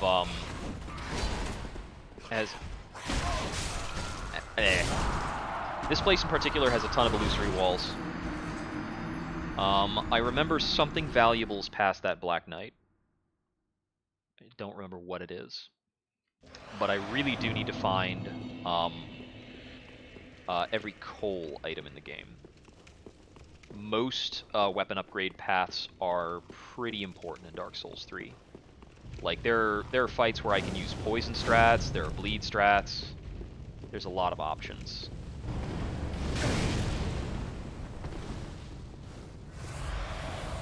Okay, so I could go that way. Oh, that is the way I went last time. So it was over here.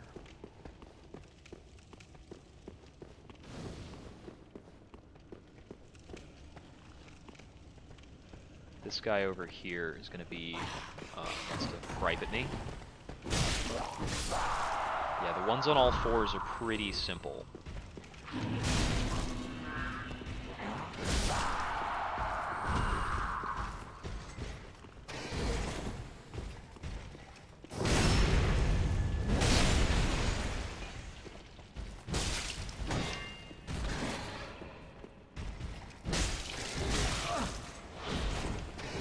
Ah, he had a 3-hit combo.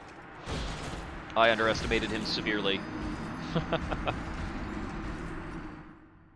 Okay. The other funny thing is there, he went for a guard break at the same time I was going for a kick, but kicks have some armor. Like, he went for a shield poke while I was going for a guard break on him, and it just kind of, like, canceled out. I didn't take much damage from it, but any amount of damage I take does break the protection of my Lloyd ring, as well as the damage of my other Lloyd ring. So I try to be very cautious about even those low values. What the heck? Jeez, freaking sniper fireball. Oh, I even got a backstab on that. These guys are not very threatening at all. The crawling ones, not at all. That's why they only get Titanite shards.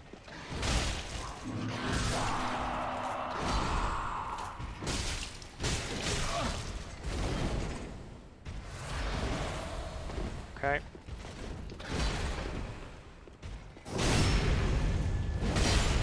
Get that. I want to do one smack into... Not going to make the same mistake as last time. Not quite. I thought that would take him out through the guard. This will take him out.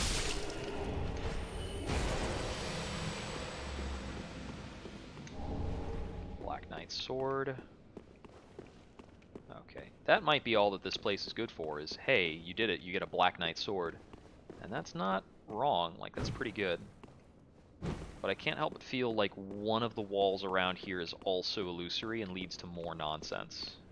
Not this one. No, not that one. If there is one that's illusory, I think it would be this one. No? Okay. Alright. Just the one illusory wall with the Black Knight sword. Well, in most circles, that's considered a pretty good reward. So there. So we've got a couple more crawling guys, and we've got some fire breathers. Did you not? There we go.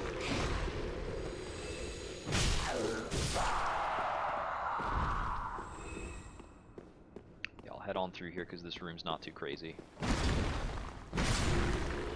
There's a lot of very dangerous areas around here, amidst all the piled up demons. It's pretty noteworthy that the guys here, even the crawling ones that aren't that threatening, can be farmed for large Titanite.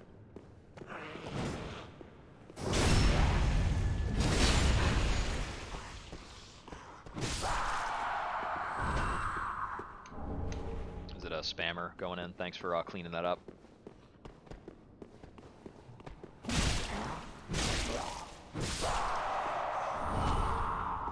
A lot of these we want to dodge and attack. Mages are not that case.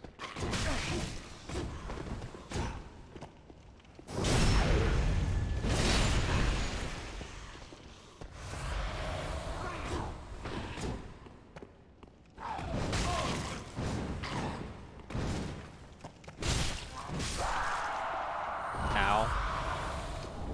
We blocked 2 of those attacks. But blocking doesn't really reduce the amount of status effect we're taking. That's why we got a lot of poison taken there. Okay, this is now closer to the area where we initially jumped down here, I think. No, wait, because that's the... That there's a staircase. I don't think that staircase leads to where I want to go, per se, but let me take a look. If this just leads back to the bonfire, then I kind of punked myself. Okay, there's the bonfire, so yeah. Consider self-punked. Wait, no, that's the different bonfire from the other spot. Okay, that leads to a bunch of things. So is this? This is a big place, really, when you get down to it. That's all there is to it. So this is the other bonfire. I don't want to rest there because I don't want to refresh the enemies.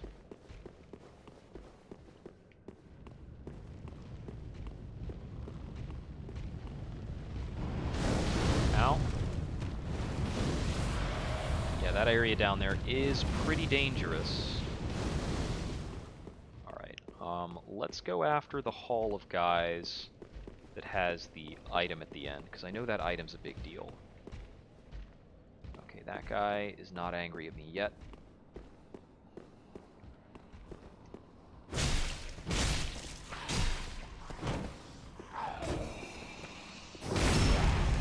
That is kind of lucking into a backstab. I need to get on the caster here.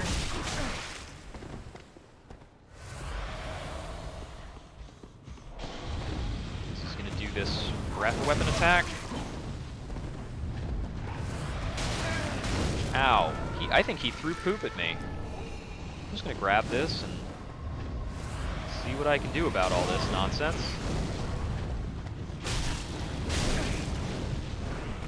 He tried to just kick me straight up. Oh, he actually got that kick attack on me. The sentry fireballs that are set up by the, weird Groom mutant pyromancers are really tough to deal with. That's kind of funny. Alright, so I'm going to teleport over to the Old King's antechamber. So I need to find the route from here over to the ballista, if I'm remembering the layout of the area correctly. Oh, you're already annoyed, aren't you? Well, I guess we'll fight then.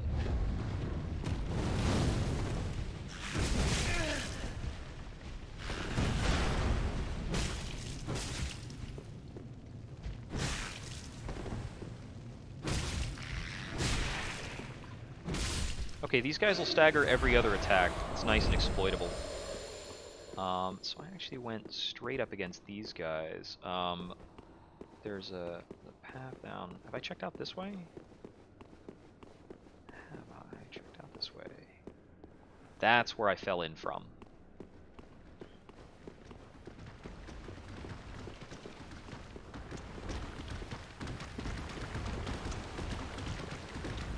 I've got crabs above me now.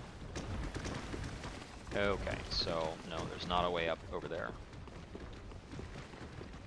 So I'm pretty sure there was an underground route somewhere that gets me over to the ballista. I might be misremembering that. I might need to progress to that overground. I think my current question is there another way out of this room? No, that room's just a dead end that gives you the Pyromancy Tome. So I don't need to be there or worry about that. If anything puts me somewhere different, it's probably that long hallway structure. What's the best way to get over to that?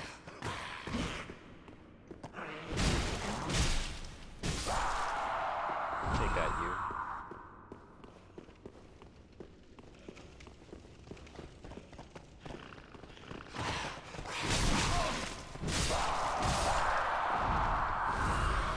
Just kind of swing through those guys.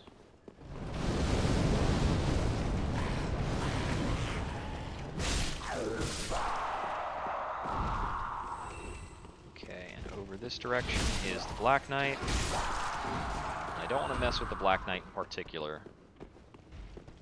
Okay, so back at this hallway. What is this way? Okay, there's a rat. This rat, I think, is going to run away from me and try to trap me? No. Okay. So this area, I vaguely remember basilisks being around an area that looks like this.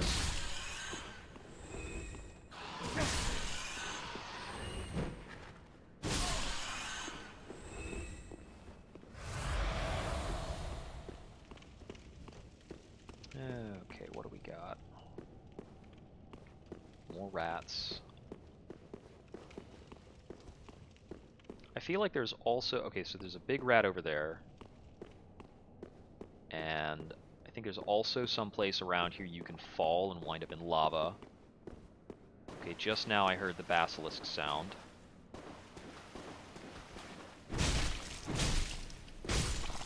Okay, so there's one of them. These things never come in ones.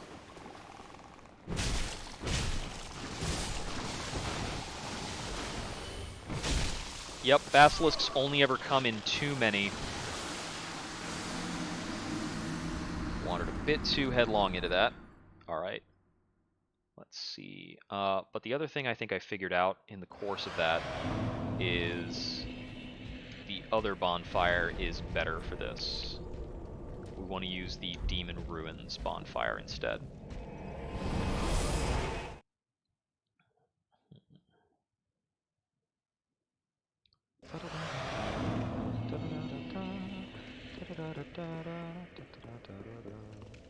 I've got some of the Deltarune music stuck in my head. Which is certainly not a bad thing.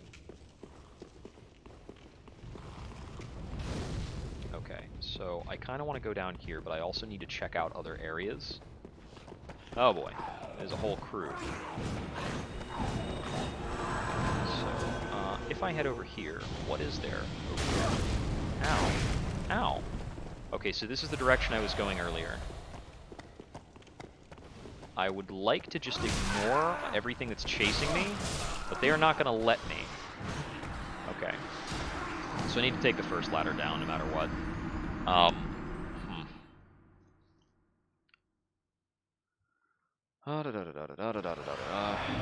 Okay.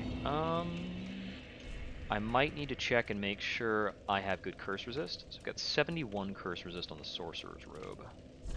I think these items are actually pretty great curse resist wise. Yeah, it's really not going to get any better than what I'm wearing right now.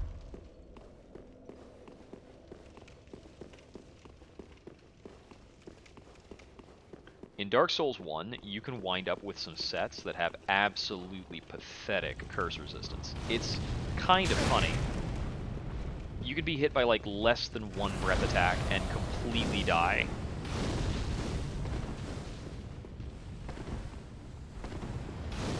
Those floating fireballs, some birth. And I'm gonna grab this, but I want to check out this direction real quick. Oh, is this just a bit with the Black Knight? Yeah, it is. No worries then.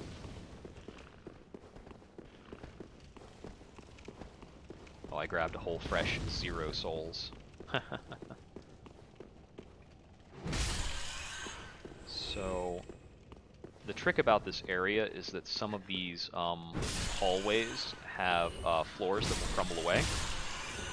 Well, that's one of the tricks of this area. The other trick is that there's a bunch of basilisks, you may have noticed. Yeah, like there's a hole in the floor beyond that rat, and the rat will like run on into the hole if you confront him. Somewhere around here, I think actually one of these vine walls is fake.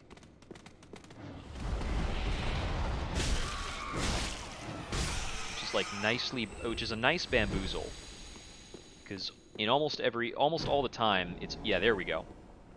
It's almost only ever like flat walls that are fake, and here's one where it's actually a nice textured wall is fake, gives you a nice immediate payoff, bunch of Titanite. With that, we're up to 4 large Titanite again. Cool, cool, cool. And here is once again our basilisk room.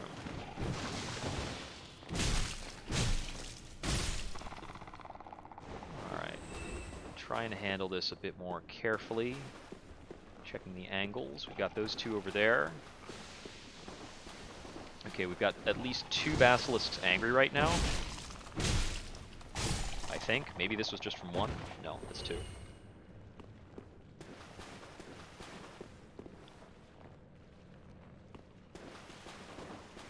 No, we've still got 2 angry. Might be a different 2 at this point. I would like for them to come forward. There we go.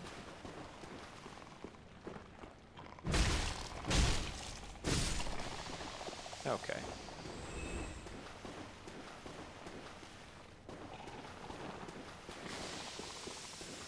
I was a lot more careful than my usual methodology, but I just took a death to this, so need to be a little cautious. So we've got 1 forward ahead, 2 there on the right. We're not going to get that item because we didn't drop down in the right pattern for it. Okay, those guys wake up at this threshold.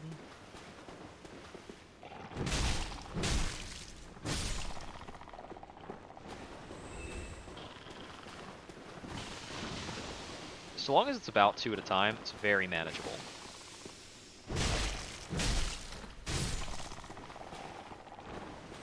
Just come around behind this guy. The leaping one doesn't leave any gas on the position where they land. So that lets us safely take him out. Okay, and we get a Titanite scale for that. Neat.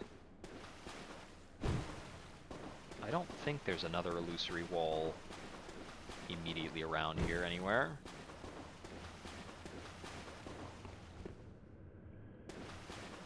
Now, I vaguely remember there might be a beefy scripted guy around here. And we've got magma, so, you know, watch out for... There he is!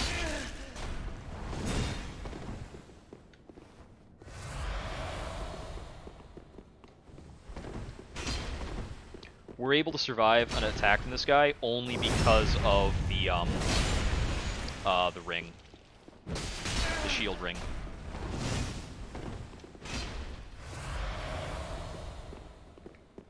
If he has 2 hands on his weapon, we don't survive an attack from him. He's a Chonkster. And he's using the Fume Knight sword from Dark Souls 2. Pretty epic. So I want to check over here to see if there's an item behind him. No. Fighting him is kind of its own reward. I think he dropped something very meaningful. Yep, that's a special weapon. And being killed by him gives you an emote. Yeah, he's just a tough customer. I did vaguely remember him. There's like one other permutation of the path down here to follow, and it's basically if we don't go down that staircase to fight Night Slayer Sorig. So it's going to be through here, down here, and then we go to the right, down these stairs, avoiding as much fire as possible. Then we go off to the right here, take 1 or 2 fireballs on the way. That's a fine spot to slurp. Move over here, fight this rat. We might have to clear out that basilisk hallway again, but now that I know my direction through it, I think I can just go straight through there. Yeah, this is a great way to fall into lava if you're not watching what you're doing. One of the funny things about that whole setup, the black iron set being used by Night Slayer Sorig, is absurdly good at fire resistance, so he can be in the lava for a bit and not die immediately. Another fun factoid is, what's it called? The shield wielded by Night Slayer Sorig, the Black Knight Great Shield. I had heard before, and I'm not certain if this is true, that it got into the game as part of a design contest. We've got a Black Knight over here, lava below, classic.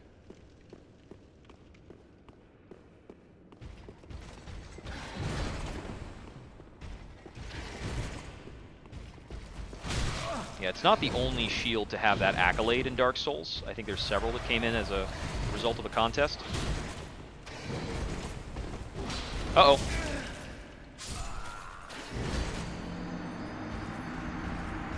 Yeah, after blocking and taking that roll, I did not have the time to, I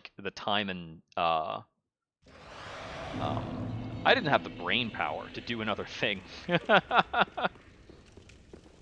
took too many hits. It's when those guys come at you with a greatsword, but they use one of the, conservative pokey attack patterns that only the AI gets.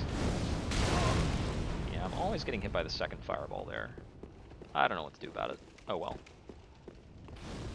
Move right along.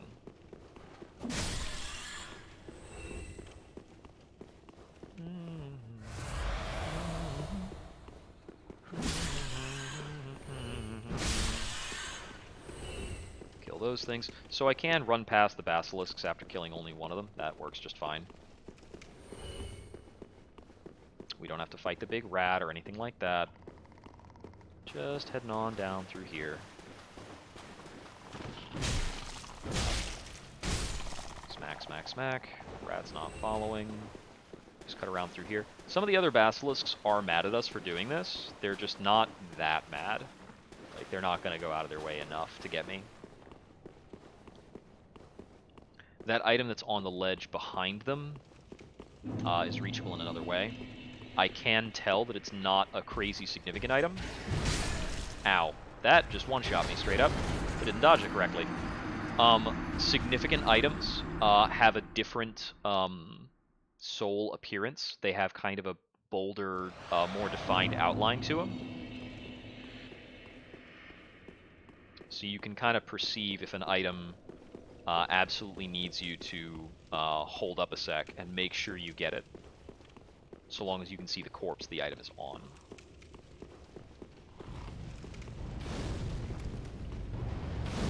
It'll be anything one of a kind. If it's yeah, anything that is like a one of a kind item that you can't buy in a shop will appear different.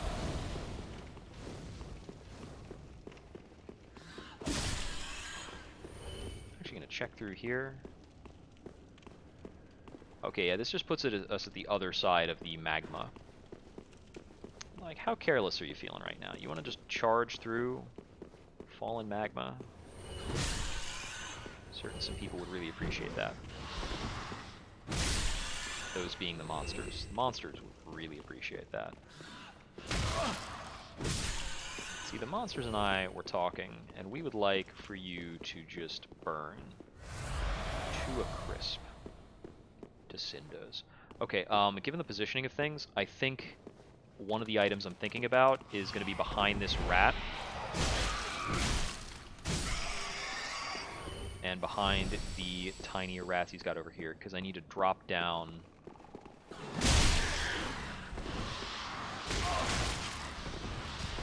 When it's a lot of rats like this, you have to take it kind of seriously.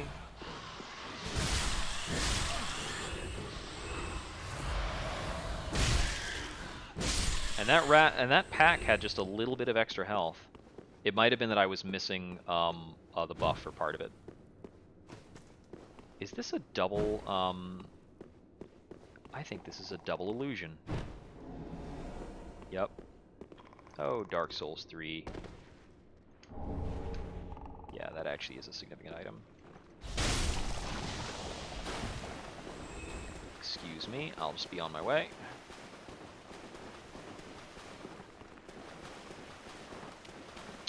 Okay, we just need to dodge this knight correctly, and we can get more stuff. Third time's the charm, right? How many of you guys are following me? You gonna cross this bridge? You might be willing to cross this bridge. Hey, come here.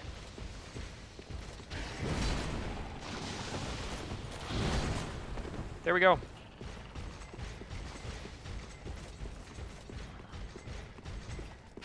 Need to be able to get up this ladder freely, so I'm gonna start him into an attack animation so that I can get this much up the ladder.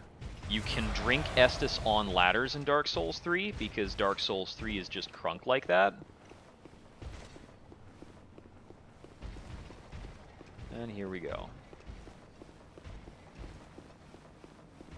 It's like, ah, you're on a ladder, do whatever, do anything, man. You can make attacks on a ladder, slide down fast, slow, all this cool stuff. I'm actually sprinting up the ladder there. It doesn't cost any stamina to do it. You can just hold the button to climb the ladder faster. Okay, and this is the area where I needed to be. We are now behind the ballista, which is up over there. If I recall correctly, there are some other enemies around here. We do need to be a little careful, because dying in the home stretch here sucks.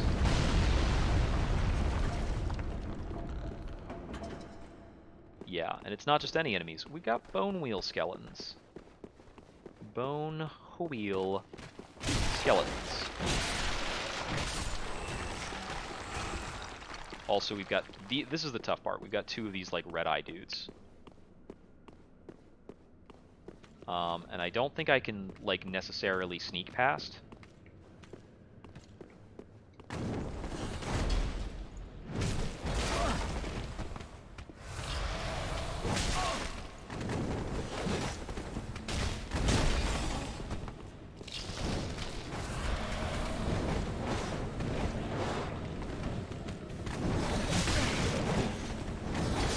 Ah, they got me. Okay. So that's all a whole bunch of work to possibly shut that off, but I don't actually need to come back here. It's all fine. Like, everything I need to do here is pretty much done. I don't think there's an extra secret item that is behind that, from what I can recall. So with that, we're just going to teleport to High King Wolnir's chamber.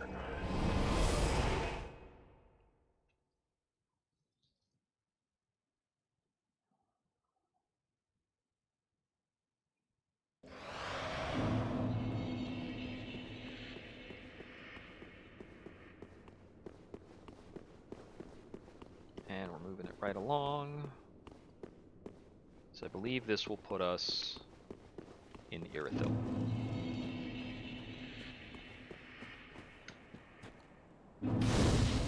So Irithyll's a nice big place with a lot of stuff to do. Change out my gear a little bit and practice something for a moment. What is the best shield I can use? Okay. So we've got a round shield here. Got Hawkwood's shield. I feel don't think is necessarily good for too much. 6-1 between these two.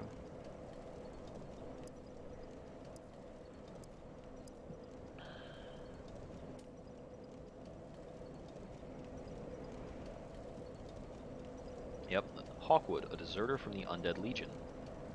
The unique swordsmanship of the Watchers does not normally allow for the use of shields. The unique swordsmanship of the Watchers would not allow such a shield, and Hawkwood's very possession of it was telltale of his defeat.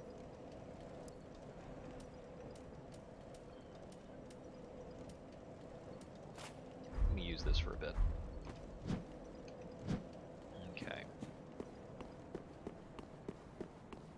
So up through here, and yeah, we can fully wield the Bandit's Knife.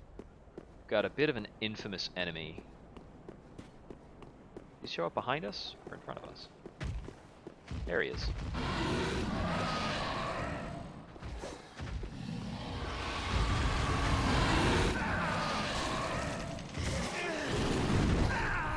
There is a parry window on this guy, but I don't remember if it works for that attack. Yeah, this enemy is parryable, if I remember correctly. And I wanted to try and show that off. But I think his initial bite might not be. Maybe it's something else.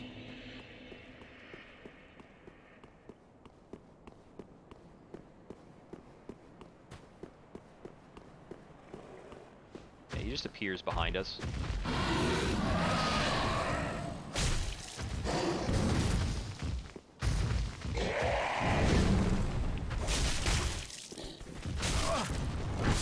Oh, yep. He got us. It might be the standard bite, or it might be that I'm thinking about something else. You can get into a stagger animation, and then just kind of knock him down all at once. He has a special animation if you knock him on his back, but don't kill him. I think we're going to go back to the regular club for this bit. Oh, also, have I found the shield that gives me stamina regeneration yet? Yeah, it's the Grass Crest. I could be wearing the Grass Crest on my back to get extra stamina. I think I was not for some reason.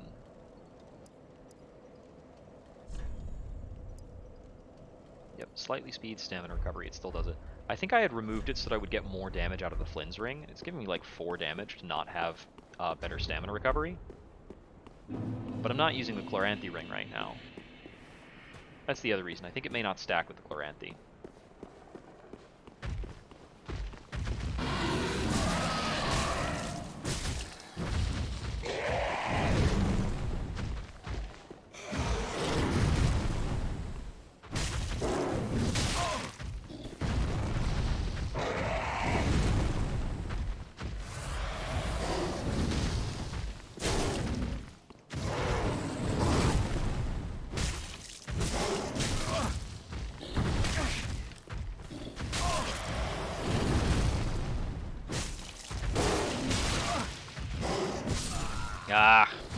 Yeah, we like mostly want to get tangled up in the middle of the creature, but we do take some extra hitboxes sometimes as it twists and turns. So it's a little tricky. But this isn't quite what I want to be working on right now, I don't think. So let me see. How many... I have 4 large Titanite shards, which is not quite enough to get to +6. I still don't have a Bleed Stone or the ability to make bleeding weapons. But I want to start making some attempts at the Dancer. So for that, we need to be hanging out at... Vort is the closest bonfire to that. The Dancer is really tricky to remember how to fight.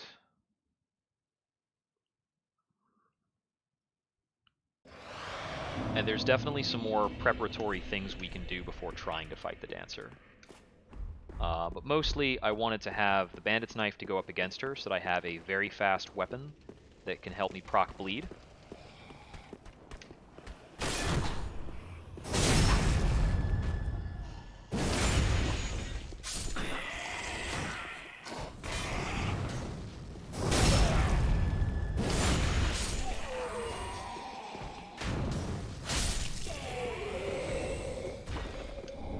Thank you for the bolts. Kind chump.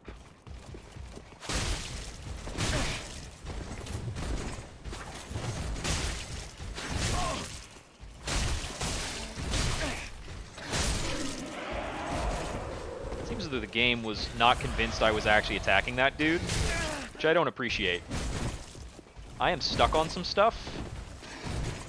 There we go.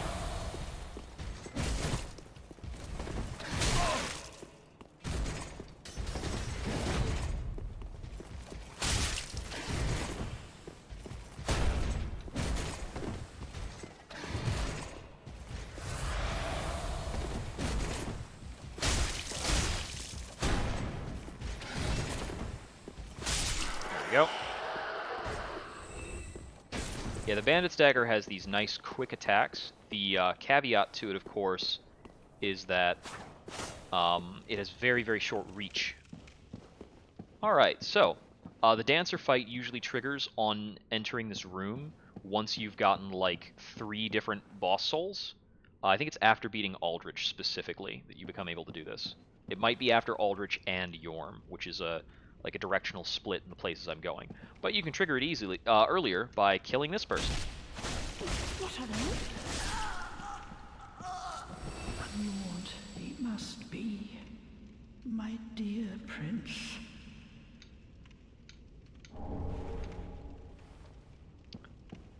By placing the Basin of Vows here, we trigger the fight. I believe it is. Either that or it's we can't place the Basin until after fighting the Dancer of the Boreal Valley.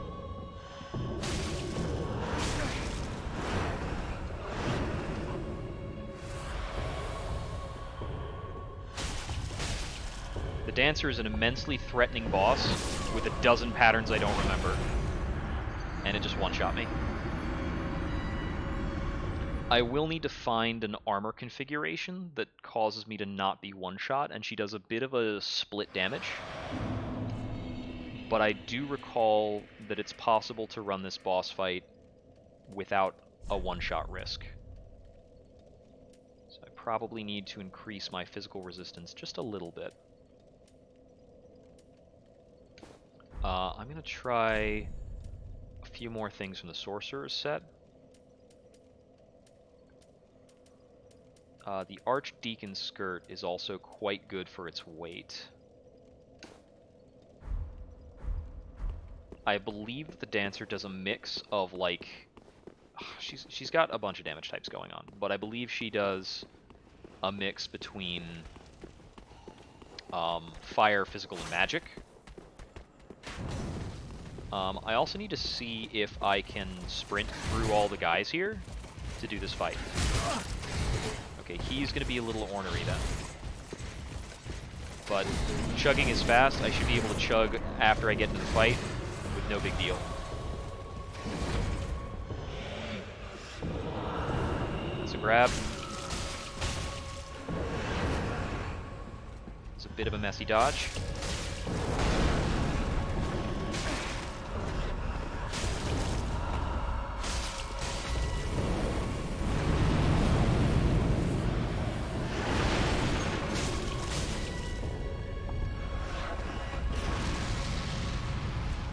Conflagration.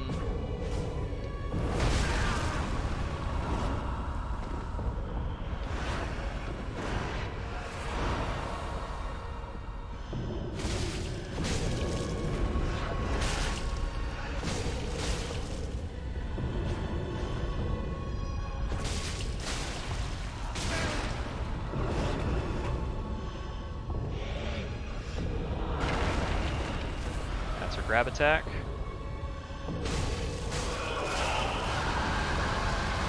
This will be her phase change. This is her most dangerous attack.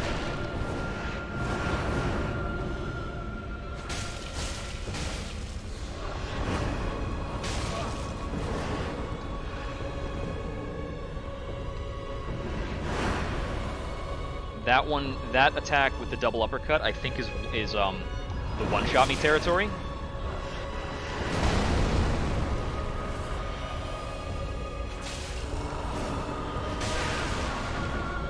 I remember now, she actually does fire and darkness. That's a pulse attack.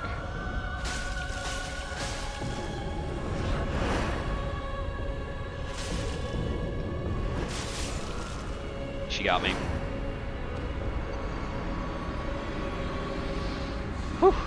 Okay, but we got her down to like 40% there. That's pretty good. Our damage is a little on the low end. We're mostly just getting damage out of the bleed proc. I need to remember if Karthus Rouge can actually be applied to this weapon. So I can't recall. It can. Okay, yeah. So that's noteworthy. I'm going to take the other things off. So we want to apply Karthus Rouge probably during her phase transition. Maybe during times when she's doing burst attacks if it's not currently active. We're not going to be able to activate it before going through the door because these knights will probably stop us. Specifically this guy. Oh, never mind. Not this time. Actually, I could probably do it at the beginning of the fight as well. Yeah, it's pretty quick to apply. That was very early for me.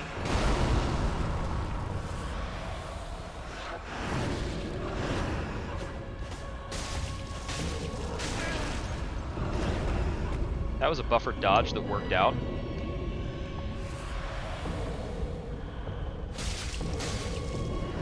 This is a burst attack. That was a bleed proc. Pretty good damage.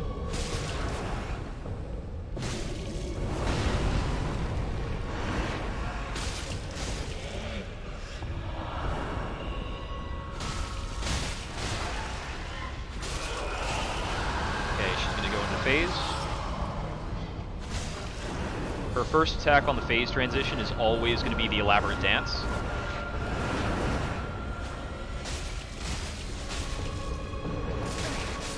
Ah! Bummer. Yeah, she's a lot easier while she has one weapon out. Go figure. That's right, that's the reason to kill Night Slayer Sorig. You get his ring. It's not important for us an SL1 run, though. You're not going to use it here. Let's see, I could farm the blade up to a +6, but I'm really just playing on the bleed proc and the fact that I'm attacking very quickly.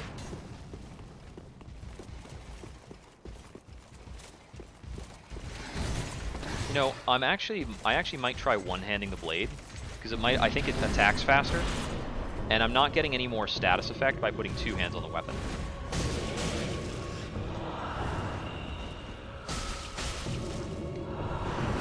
This also causes the weapon to attack in a sweep instead of a thrust.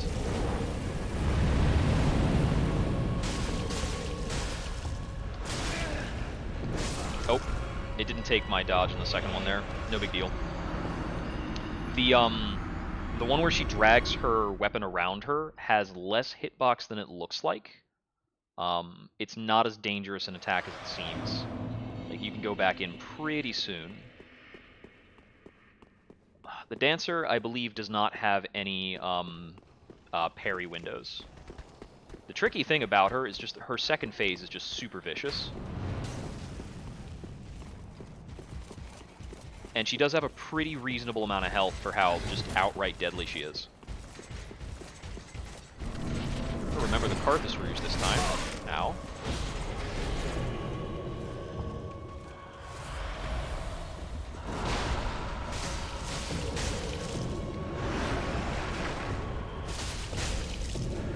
That's a burst.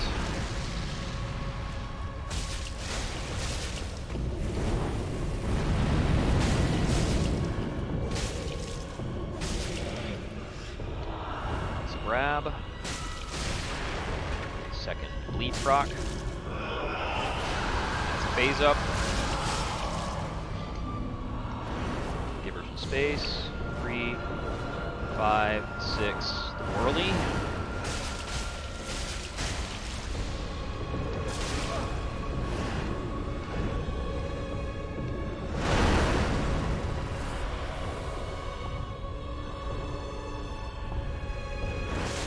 Okay, that's a big lunge. So she does a big whirling lunge, 2 swings, and a stab. That attack has killed me 2 or 3 times now, so I gotta watch out for that.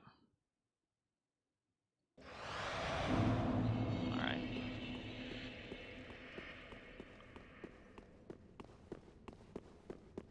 Yeah, I need to remember more of her openings in the second phase.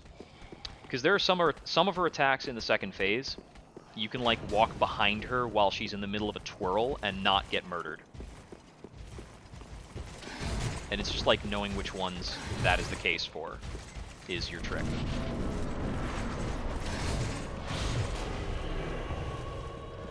Hey there, let's go.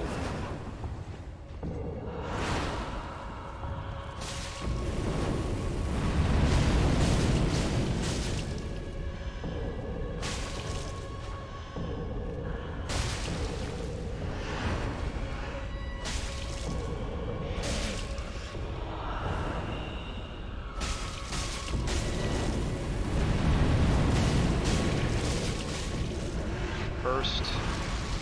Oh, I was a little too close. Took a hit. Also happened to be your phase transition, and she's going to do 1, 2, 3, 4, 5, 6, 7. Yeah. I lost my lock-on because I took too much distance, and that made it difficult to avoid that attack stream. But on the 7th one, you can roll in, and you will get into her hitbox. She won't move around anymore, and you can start attacking. I think the goal for the fight is basically like 5 or 6 bleed procs is what you need.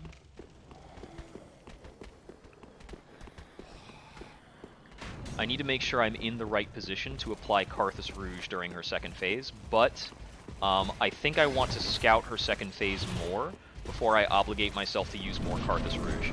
I've got about 40 of them.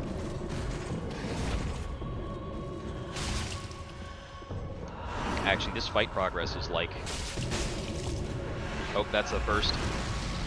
This fight progress means I probably have less than 40 attempts to get it right.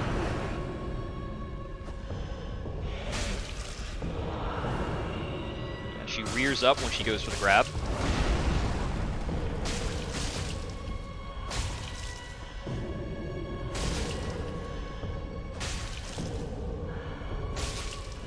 It's a lovely, like, haunting fight with the, like, the choral melodies and her, like, steady footsteps through the room.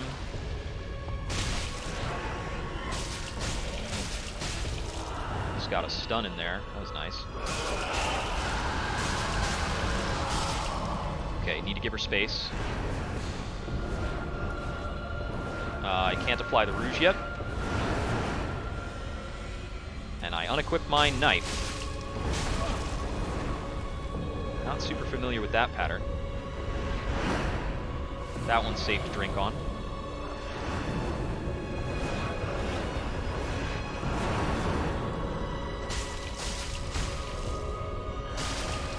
There's another bleed proc. I can re-rouge.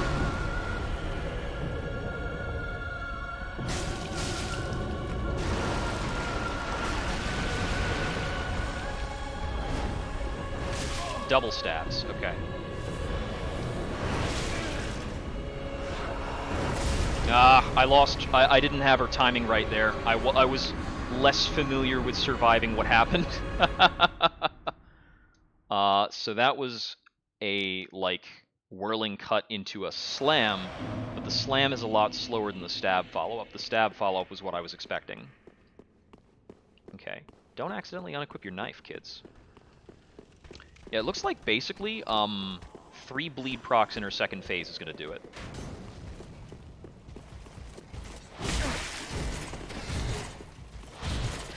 So the effect of the Karthus Rouge is it's going to reduce the number of hits I need to actually get those bleed procs to happen. So you may notice I have to hit her a lot for those bleed procs to actually happen.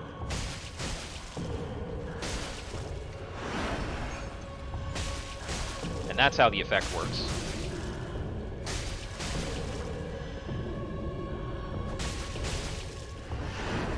The low range of the weapon is a little on display. I have to be very much like up in her character model for these hits to land. It's also why I like periodically move in between these attacks, and I'm doing like 1-2 move.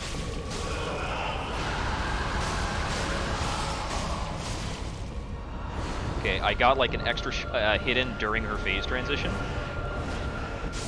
Oh, I was just a little off there, and it killed me. because that was the roll to get into the safe zone, but I either did the roll too late or I was in just a little bit of the wrong spot. I think I was a little too far away at the end of the roll. That's the risk of applying the Karthus Rouge during the phase transition. It's not perfectly safe. It's very, like, positioning based. Also, I might sacrifice, like, a big opening in order to, like, actually do that. Because you can attack her freely while you are, while she's in the transition. So for this one, I'm just going to commit to attacking her during the transition and not fret too much.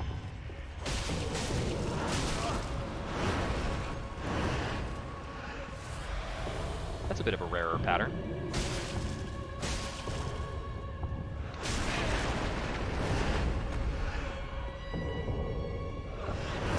Oh, she got the really long lunge there. Ugh, and I didn't time it right. Messy, messy, messy.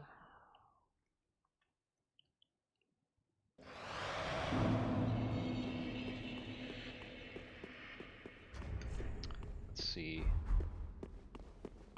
There's not much better we can do for rings here, so long as this is our weapon choice. I wonder, and this would be a question for like a wiki or something. I wonder if I might get more bleed effect from making like heavy attacks.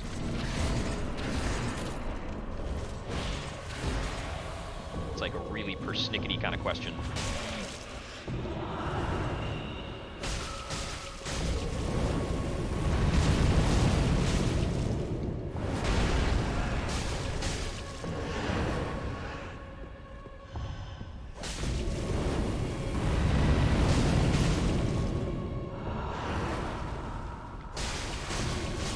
Spend as much of this fight as possible right up in that boudet.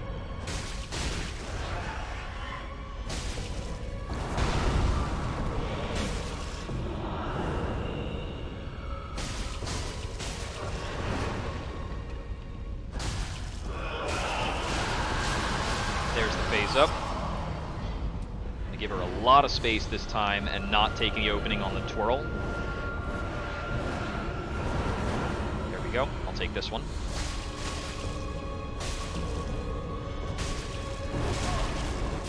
Ah, I dodged too early after that quick slam. The quick slam actually throws me for a loop a lot. It's a move she only has in the second phase. She just does like a quick backhand and then follows it up with something a lot deadlier. But if you do a buffered dodge coming out of the backhand, you're going to be in a world of hurt. So I'd like to say I have the equipment I need to do this.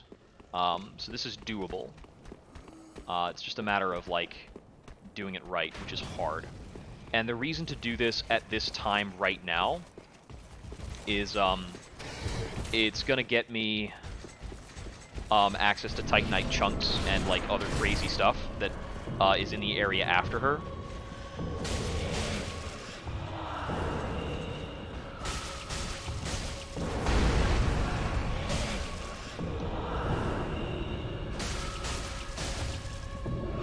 And getting that stuff early is going to make a lot of areas in the run a lot easier.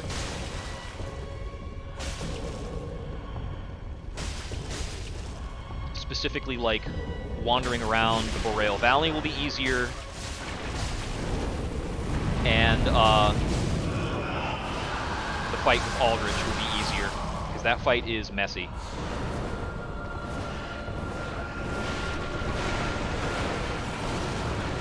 Okay.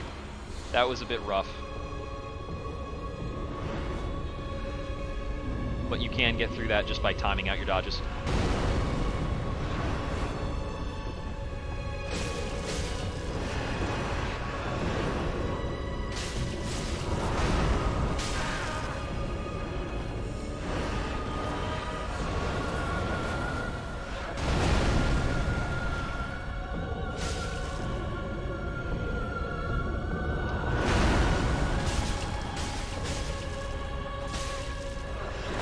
Something I don't understand. That's a burst attack. Okay.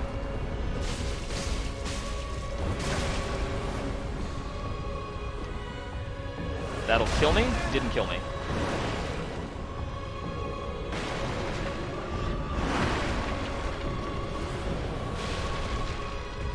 Please don't lose the lock on. That'll kill. Didn't kill. That killed. Oh, jeez. Those pillars, like, messed my flow up really badly. Like, trying to reestablish a lock on and then get back into the fight is just super tough, man. Let's see. Whew. Yeah, this is really working me up. This is a very, very intense fight. This is also like one of the better fights in Dark Souls 3. This fight's really cool. Champion Gundyr is really cool. What the heck? The door didn't open. That's new. That is a very new problem. Something about the hit stun from the guard tapping me on the back prevented me from getting into the boss arena correctly.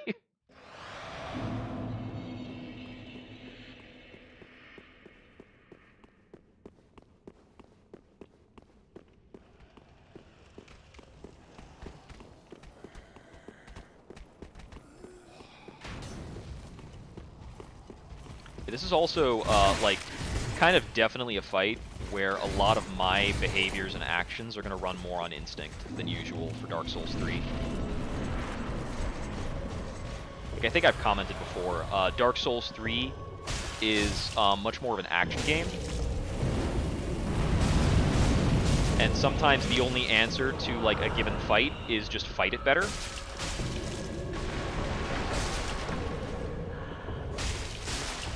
Sharpen up them reflexes and go to town.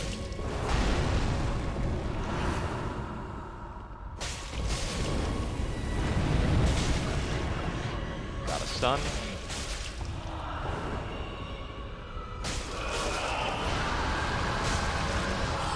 Give her some space. And Karthus Rouge.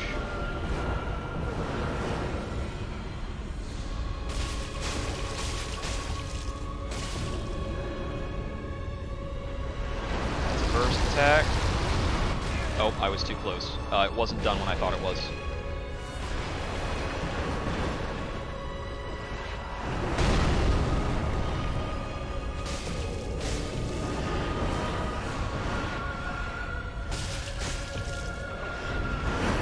That's a big opening.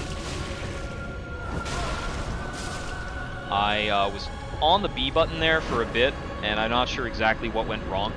Sometimes you just get like a whole bunch of effects going on, and it's hard to tell what happened. Shoot. If I had avoided that burst correctly, man, she was giving me a really beautiful pattern that run. Like, burst attack into the slow uppercuts is a ton of opportunity for me to do damage.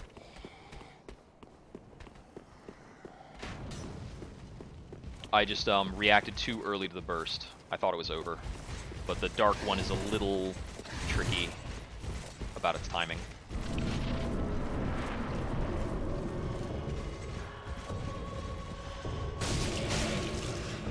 Grab. Sweep.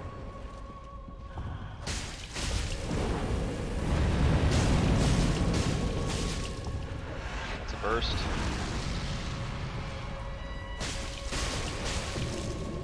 I think she only really does the fire burst during the first phase. I don't know if I've seen her ever do that during the second phase. It's a slam. Okay, it unlocked me for a moment, and that, like, messed up my positioning a little bit. And then she just slapped me in the face twice. I think I'm going to give this one more and then call it a night.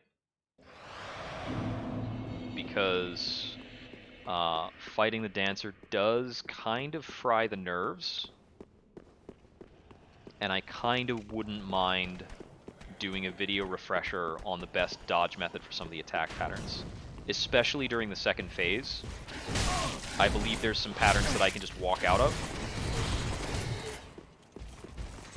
I also might, like, consult a checklist for some, if there are some quick and easy large Titanite shards I can grab for the extra attack power.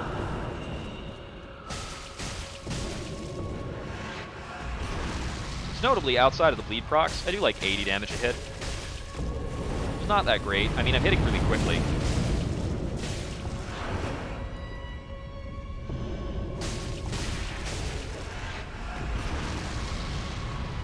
Yeah, that burst is really quick.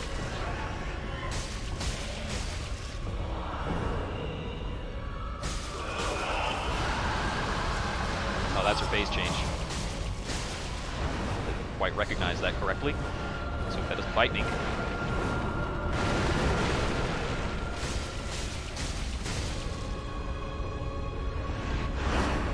There's the slow uppercut. I'd like her to get more towards the middle ground so that I have a better... so I can see her better, really.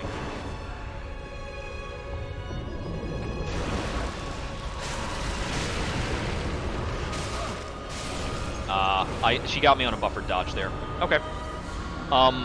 The answer on some of those attack patterns is honestly I just need to hug her more, and I'm actually taking too much distance.